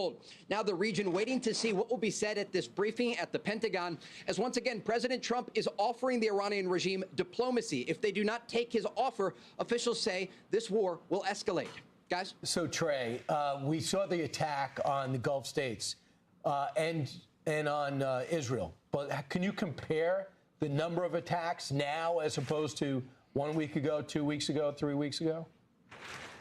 Yeah, the Lebanese incursion, to say the least, is not going well. There was a guy from Connecticut, as a matter of fact, who chose to fly out to Israel, the apartheid state, conducting a genocide, and do the genocide himself. He was like, I'm going to take matters in my own hands. And as a part of that, they sent his ass to Lebanon, and he died. And apparently, he was actually supposed to come back to the United States of America. And, you know, it's hard. It's really hard to look at that situation and be like, well, you brought this on yourself, you know, like it's just so difficult for me to look at that situation and be like, you were living in the fucking lap of luxury in the imperial court in the United States of America, and you chose to fucking put on the Nazi uniform to go and like kill people in Lebanon, to kill people in Gaza. And you know, you can't do that any longer because you were invading Lebanon. It's just, it's tough, real tough. Obviously, as you guys know, I am in favor of prosecuting all war criminals that go and adorn the garb of a foreign state's Nazi militia. You know, I think like there is functionally no difference than some American or Westerner literally joining Daesh. Okay, it's just not different. Like, the only difference is we don't receive these people in the same way. We don't look at these people in the same way. We just think like, no, that's an ally, so it's totally appropriate for them to go and do fucking genocide. I don't think so. Like, how is that any different than a guy who's like Johnny Jihadi or whatever, who's like, oh, I'm going to go and join ISIS. I'm going to go and fight alongside ISIS. You're a psycho. You're a psychopath. Okay?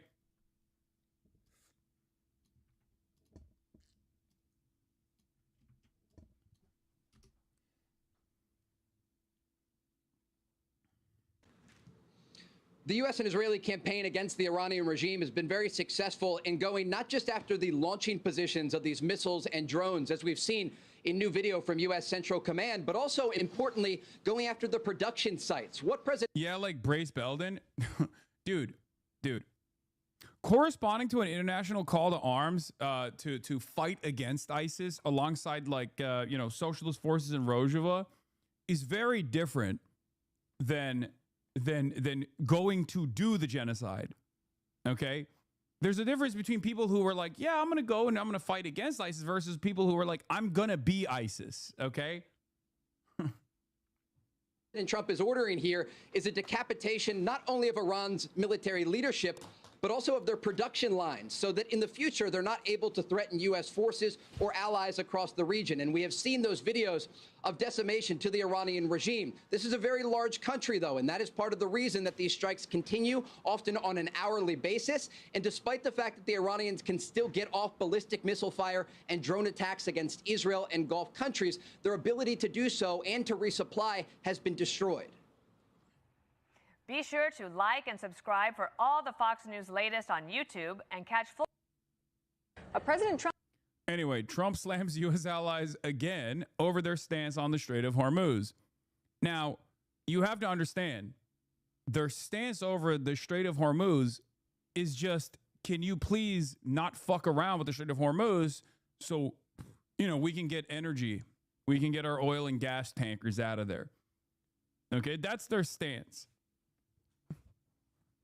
The problem is America and Israel had very different opinions, and they followed through on their desires. And of course, now the Strait of Hormuz is closed. And it's ridiculous because they didn't have a say in this process at all, right? They had no say in this process.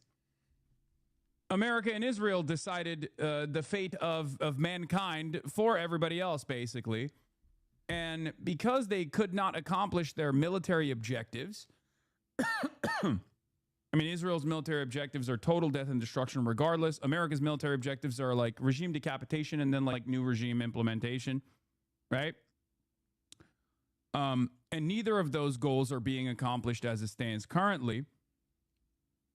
It's now they're just like flinging wildly, or at least Trump is like yelling at people who had nothing to do with this, right? People and countries that had nothing to do with this at all and would have absolutely chosen to not have this complete collapse of the energy markets around the globe. Trump is slamming U.S. allies for failing to help secure the Strait of Hormuz. He posted this message on social media, writing, quote, "You'll have to start learning how to fight for yourself. The USA won't be there to help you anymore, just like you weren't there for us." Yeah, you'll miss me when I'm gone. Like, that's what he's saying. It's like, dog, I don't think you should remind people. Maybe it's just me, but I don't think you should remind people what it would feel like or what it would look like if you were no longer here. Okay? It's one of those things where it's like, I feel like that's unproductive, right? It's not dissimilar to Israel reminding people like Hamas is just like ISIS or Hamas is the real Nazis. It's like, if I were in your shoes, well, first of all, I'm not going to say what I would do if I were in your shoes, but in a hypothetical scenario, if I was trying to do propaganda for the genocidal apartheid state, I probably wouldn't remind people of another genocidal apartheid state that existed throughout history that did its own Holocaust. You know, I just wouldn't remind people of that comparison, because out of the two groups between the Palestinian resistance and Israel, I think when you invite that comparison, people are inevitably going to go, wait a minute, but you kind of remind me of what the Nazis are doing. And it's not dissimilar to that when Trump reminds people what it would be like if he was not around. I think that's people popping champagne moment, right? Third way, left wing anti-Semitism, often savvier than the brash neo-Nazi rhetoric on the right. Okay, man, like, who gives a fuck? There's no emotion. Defense Secretary Pete Hegseth doubled down on the sentiment in a press briefing this morning. Yeah, this was awesome. Israelis themselves r/ask Israel, and we'll talk about that in a second. Of course, I wouldn't be so anti-Semitic to demand that Israel also send their own ground forces into Iran. Obviously, I would never in a million years come up with an anti-Semitic opinion such as that one. That would require the Israeli occupying forces to fight against not babies, but instead against adult men. And obviously demanding that is probably the peak anti-Semitism. I mean, straight up, it's not going to happen. There are countries around the world who ought to be prepared to step up on this critical waterway as well. It's not just the United States Navy. Last time I checked, there was supposed to be a big bad Royal Navy that could be prepared to do things like that as well. CBS News senior White House correspondent Weijia Jiang joins us now. So Weijia, you actually spoke to the president this morning about the war in Iran. What did he have to share? That's right, Kelly. I called him because I was looking for some clarification about that Truth Social post. It's so funny. Like, dude, there's one country that you should be like actually getting mad at, the country that goaded you into doing this spectacular flub, this spectacular failure. That country is not like Spain or Italy. It's fucking Israel. Like, all of this stuff that he's mad about, he's like, oh, these guys aren't doing anything. These guys aren't doing anything. Okay, send the Israeli Navy. You know? Why is Israel not escorting tankers out of the Strait of Hormuz with their Navy? Why is Israel not sending their ground troops? You know? Where's this energy for the one country that goaded you into doing this? Very strange stuff. Also, ironic considering, only 2 weeks ago, Donald Trump's like, we don't need anybody.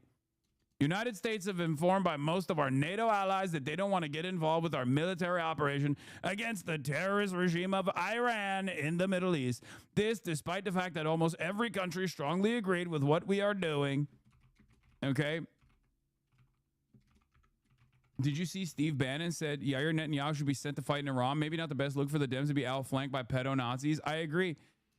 Also, Steve Bannon is like he's not a real anti-Israel voice, right? Like, he's saying Steve Bannon is like anti-Israel is like saying Steve Bannon is anti-Jeffrey Epstein. You know what I mean? He's the opposite of both of those things, but he can present himself as that. And because Republicans are fucking cattle, most of them go, oh, I agree. He's kind of going beast mode, Anyway, getting back to this, he basically said, we spend billions of dollars on NATO and we're doing everything. We've destroyed the Iranian Navy. They're gone. They're done. They've perished. We don't need anybody else. 2 weeks ago, he was saying, it's victory time. There have been approximately 20 additional victory announcements since then, and yet no victory is in sight for some weird reason. Apparently, Israeli news said they have a red line and will not be sending ground forces. They don't have ground forces. Their ground forces can only do genocide. They only know how to kill unarmed Palestinians. I cannot explain this enough. I'm not even joking. Look at what the fuck is going on in Lebanon. Okay? Look at what's happening in Lebanon. Hezbollah is melting. They're fucking Merkava tanks. $6 million a pop, $10 million a pop with the trophy systems and everything else included. They're losing like 10 tanks a day. Hezbollah is literally whipping them, okay? Belt to ass. And that is not the IRGC, my friend, because Hezbollah is still a paramilitary formation inside of Lebanon, one that was born out of Israel's initial incursion, Israel's initial violence, and it's still not a standing army of a sovereign state, okay? And even then, the Israeli occupying forces are eating unlimited bags of dick in Lebanon, okay?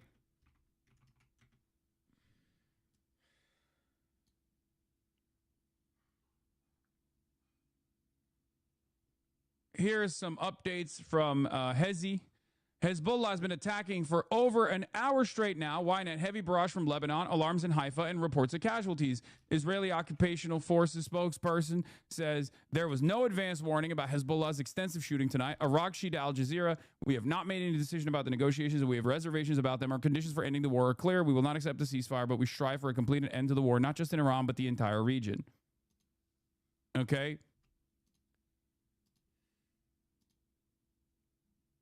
Advanced warning during war is so funny. They're like, hold on, wait a minute, but this doesn't make sense. This doesn't make sense. Why are they fighting back? Why won't they let us invade? Southern Lebanon is ours. Don't you know? It was promised to me 3,000 years ago. Like, that's literally the argument. America and Israel are such spoiled children in the way that they operate, where the American government's like, why is Iran attacking our military bases in the fucking region? Why won't they just like let us why won't they let us deploy aerial campaigns from air bases that are slammed in the ass cheeks of Iran? Don't you know that's illegal? And Israel's doing the same fucking energy. Israel's basically behaving in the same exact way with Hezbollah in Lebanon, where they're like, I don't understand. Why are we not allowed to like blow up bridges, assassinate doctors, journalists, without any sort of pushback whatsoever, right? Why is that allowed? I don't understand. Why can't you just like let us take over your land and blow up every house in every village? That he posted about the Strait of Hormuz, in which he, just like we heard from Secretary Hegseth, was really going after allies and expressing a fresh round of frustration. But it made it sound like the U.S. could leave, because he said, you'll have to start learning how to fight for yourself. The USA won't be there to help you anymore, just like you weren't there for us. Oh, God.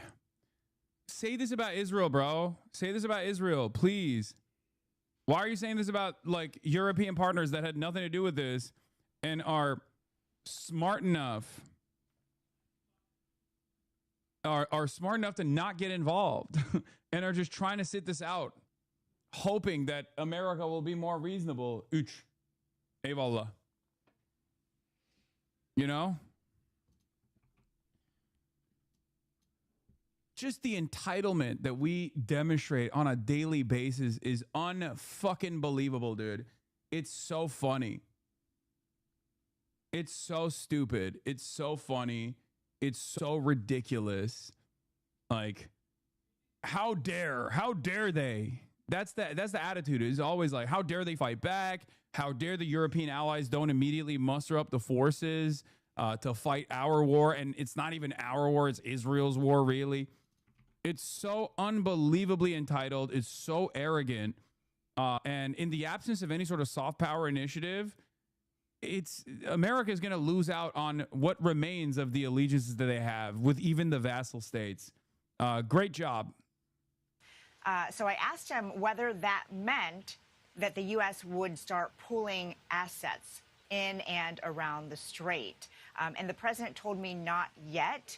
He said that the U.S. would be there, but again said that, it's not the U.S. that really needs this oil that is going through there, but allies and other countries, which, of course, for weeks now he has been calling on Yeah, that's great. That's a great reminder, by the way, to everyone else around the world, especially in like the Chinese area of influence, that you do not give a fuck about them at all. Like, you will literally make decisions in other parts of the planet that will genuinely bring financial calamities upon them, right?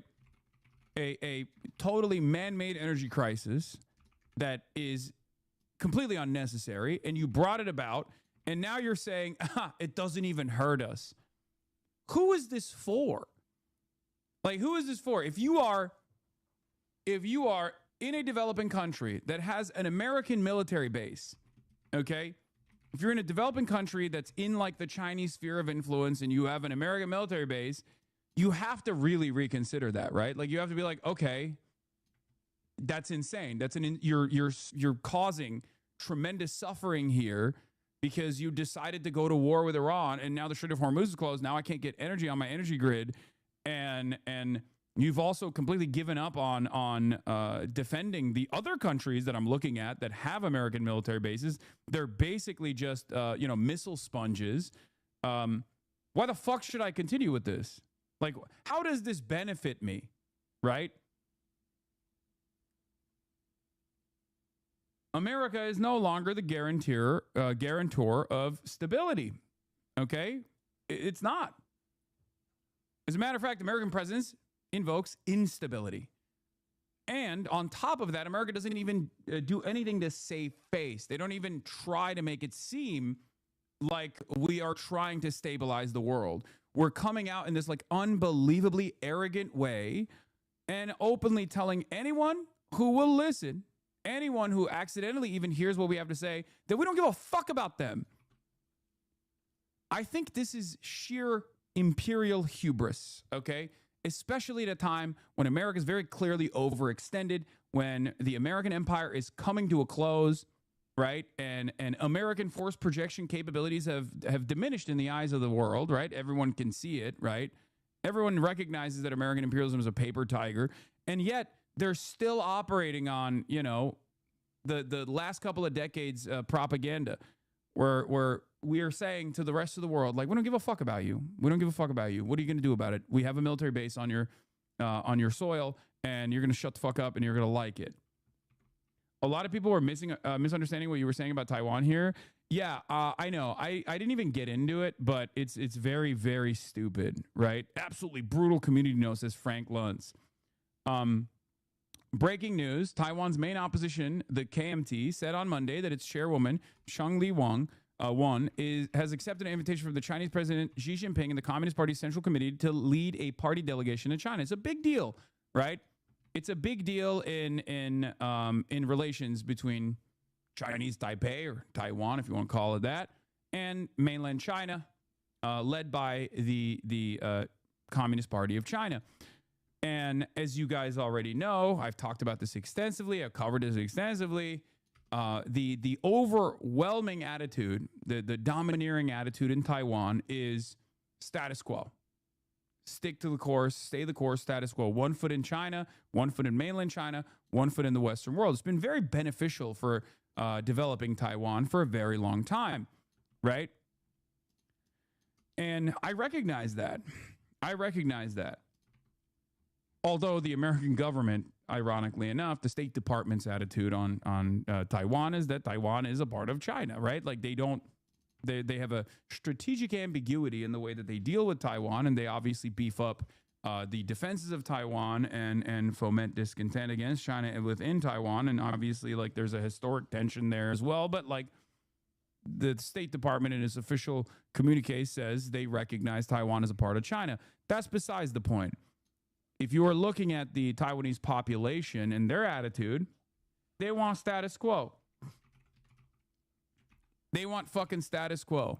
I loved it accurately pointing out stated U.S. policy is CCP shilling. Yeah, exactly. CCP shilling, but in cutesy lowercase. The U.S. doesn't want peaceful reunification, but maybe they're too busy right now is what I said. Seeing that there is like an opportunity, seeing that there's like clearly an opportunity there from the Chinese government's attitudes to move in the direction of peaceful reunification, right? And what's frustrating is like everyone got super mad. They're like, "Oh, dude, you want to fucking militarily dominate? You want China to like fucking blow up Taiwan? All this shit, right?" Very stupid. And I think part of the reason why people are yelling like this, reason why people are yelling like this and just like assuming the worst, both in my commentary on this and assuming the worst specifically in what China will do, is because they're coping. They're coping. They realize that America's losing its capabilities around the world and like dominating around the world. And they recognize that Donald Trump has brought about great instability to the rest of the planet. And therefore they're just like hoping that there is a big bad out there that they can like shift their focus to. Because Americans at the end of the day have somewhat of a sense of the damage that we've brought about the rest of the world, right? But they get super attached to like any other great power around the world that's doing things that we suspect they're doing in the same way that America does, right? That's what it is. China, on the other hand, has shown no interest in like militarily dominating Taiwan beyond doing like the saber rattling that they do with like in their own backyard when they do like, military positioning and things like that. But outside of that, it's not, there have been plenty of opportunities, especially in the last 3 years, where China could have moved militarily to Taiwan. I don't think they're going to do that. I might be wrong, but judging by their past performance and judging by their commitments thus far, it doesn't seem to be the case. And I also am saying this with like someone, I would say, a better understanding of like what the Chinese government's attitude is towards Taiwan. They see what it looked like when Russia militarily invaded Ukraine. The Chinese government and the Chinese population in the mainland China's attitude towards Taiwan is a little bit different than Russia's attitude towards Ukraine, as far as like they see, Taiwanese people as Han Chinese. They are, right? And they don't think that a military incursion is going to be successful at all. They don't want to fucking kill these people. They don't want to fight the Han Chinese population in Taiwan. They see it as like, one country.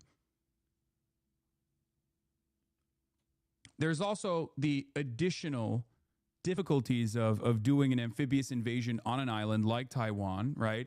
Not dissimilar to what we've seen with Iran and the difficulties that America will have in militarily invading Iran. So there is that too. I mean, it's mountains, it's covered by mountains, mountainous, and like an amphibious invasion of Taiwan is going to be a very difficult military operation to pull off. It's going to be very deadly. It's going to be very bloody. So I suspect that the Chinese attitude, especially judging by what they've said thus far and what they've done thus far as like shying away from any sort of military incursion since like invading Vietnam, really, and that was a spectacular failure. They have no ambitions to do such a thing, right? They have no ambitions to like militarily invade Taiwan and have this, spectacular fuck up, this incredibly violent quagmire that they went into when their goal, it seems, is to be the guarantors of stability and safety around the world. Like that's how they're presenting themselves right now, and Trump has actually given them a tremendous opportunity to show this to even the European vassal states that refuse to reckon with that reality, right? You're being too blind by ideology. This is a state. It will strike if opportunity. It will benefit them materially. Did you hear the side that I described to you? I didn't say this is I didn't say that this is because they're like good. I've been very critical of Chinese foreign policy, but part of the reason, part of my criticism of Chinese foreign policy is their like outright non-interventionist attitude. They refuse to aid and abet any sort of like anti-Western initiatives, even if it suits their purpose, right? Their stated objectives in the South China Sea, in and around the South China Sea, they don't even do that. So my point is, incredibly difficult and incredibly violent to try and do this militarily anyway, and they've shown no interest in doing so in the past. So I think they're trying to move in the direction of accelerating peaceful reunification. This is, of course, going to be very frustrating for a lot of Americans, but and maybe I'm totally wrong. Maybe China will prove me wrong. Maybe they'll literally militarily invade Taiwan. I don't know. I don't think so, is what I'm saying. Okay, I'm not going to make the mistake of being aggressive in my commentary in the same way that I was when I did not foresee Russia invading Ukraine militarily, because I said it would be a spectacular fuck up, which it was. It's very violent.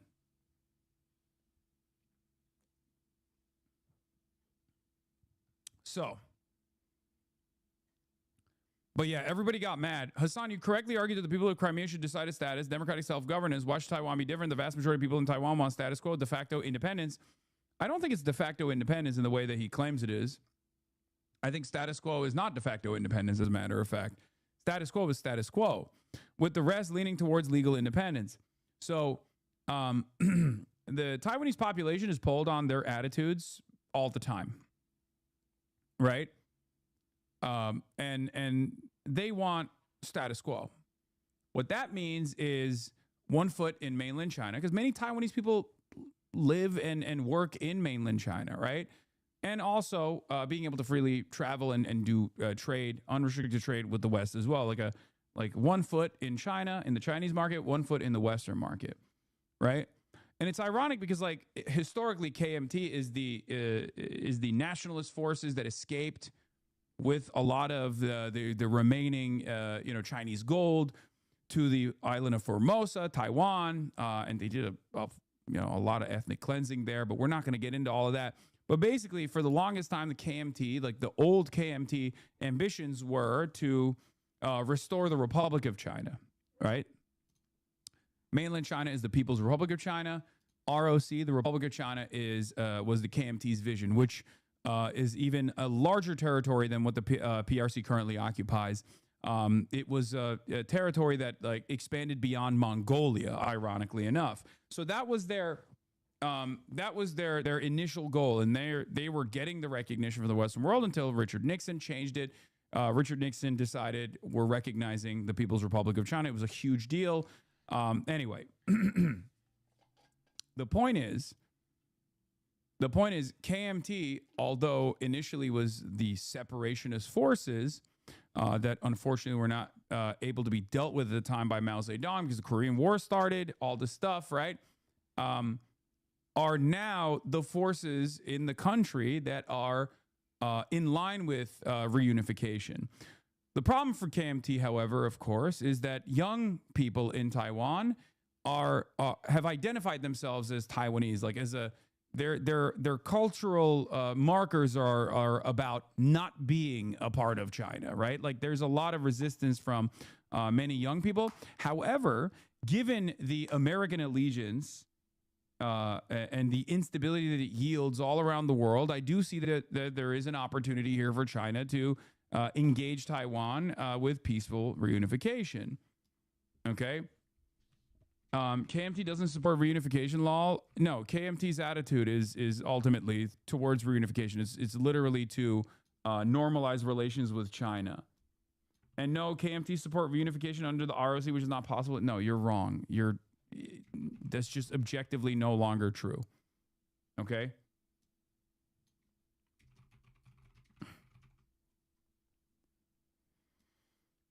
Anyway, yeah.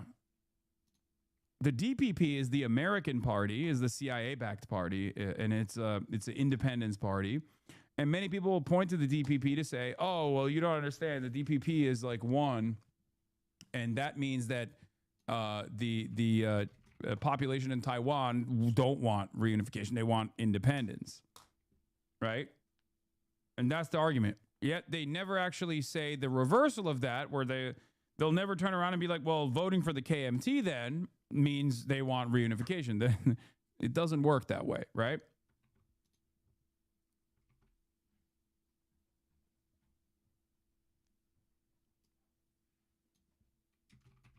KMT doesn't officially advocate for reunification since it's literally illegal in Taiwan for a political party to advocate that. Yes, I'm just saying that, like,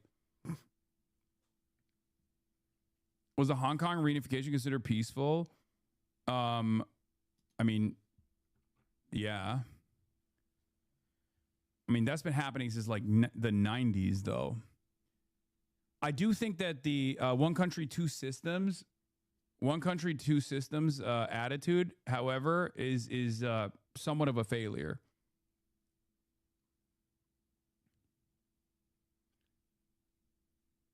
It's been, I think it hasn't seen the necessary success, and ironically enough, I believe that is part of the reason why they can't make a better argument for peaceful reunification with Taiwan, right? Because the reality of the matter is, if you could show prosperity in Hong Kong and like solving a lot of the problems born out of like the real estate market, for example, in Hong Kong, as a like if you were to solve that problem and then show people like, no, look, Hong Kong is prosperous now, rather than a former British colony that is like left dormant for the last 20 years, as like the rest of mainland China has improved dramatically. You could use that as an argument to show Taiwan that peaceful reunification with very little friction is possible. Now, the reason why I say it's like all things considered somewhat of a peaceful transition is because, because objectively, these sorts of things are supposed to be much more violent affairs in general, right? All things considered, it has been an infinitely more peaceful transfer of power. And at times when China has come in and tweaked and greatly restructured like the governance process inside of Hong Kong, as they've done so, especially in the last decade, people have protested against it. There's the Free Hong Kong movement and stuff like that. But again, all those things are relatively tame in comparison to like how aggressively people normally fight.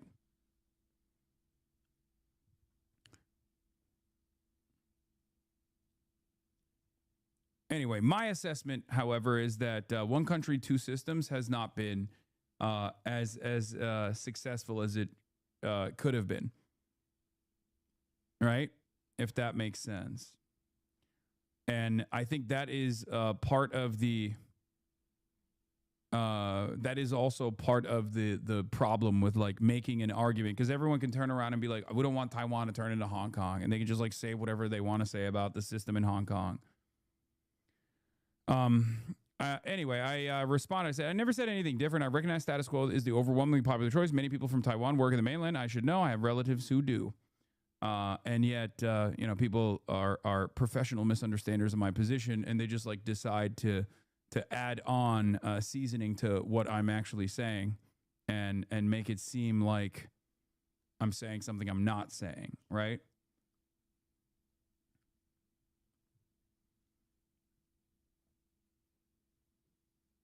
So,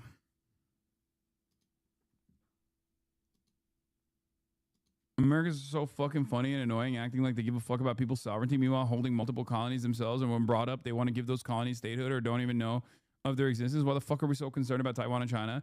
Don't mean the government, I get that part, but like people, especially libs and conservatives, it's a really successful way to consistently agitate against our foreign adversaries. I mean, that's how it is. It's the same as, it's basically the same as like the blockade in Cuba, right? It's supposed to be this invisible protocol, this invisible system of sanctions that are invisible on purpose. It's invisible by design, so that you can just say it's actually communism that has failed these people. It's the redistributive system that the Cuban government has implemented that has failed these people. It's an ideological battle. Right. And it's the same with all these other places. It makes us feel better about our position overall if we can highlight all of the shortcomings of Chinese governance and even human rights issues and human rights abuses that the Chinese government also engages in. It's a massive power, right? Like all states do stuff like this. But it makes us feel better because like, oh, there's a scary foreign adversary out there and they would be so much worse to us than we have been to everyone else if we are not the domineering power. It is the mentality that props up American exceptionalism, right? That's how you can prop it up, by constantly creating scary boogeymen. I think he was more focused on the anti-war.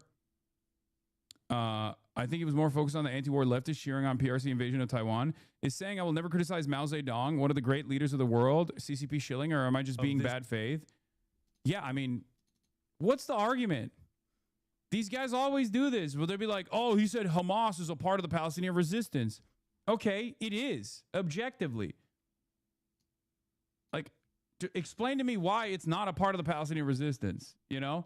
These guys just rely on everybody else and their lack of knowledge to make a convincing case without actually having to convince anyone.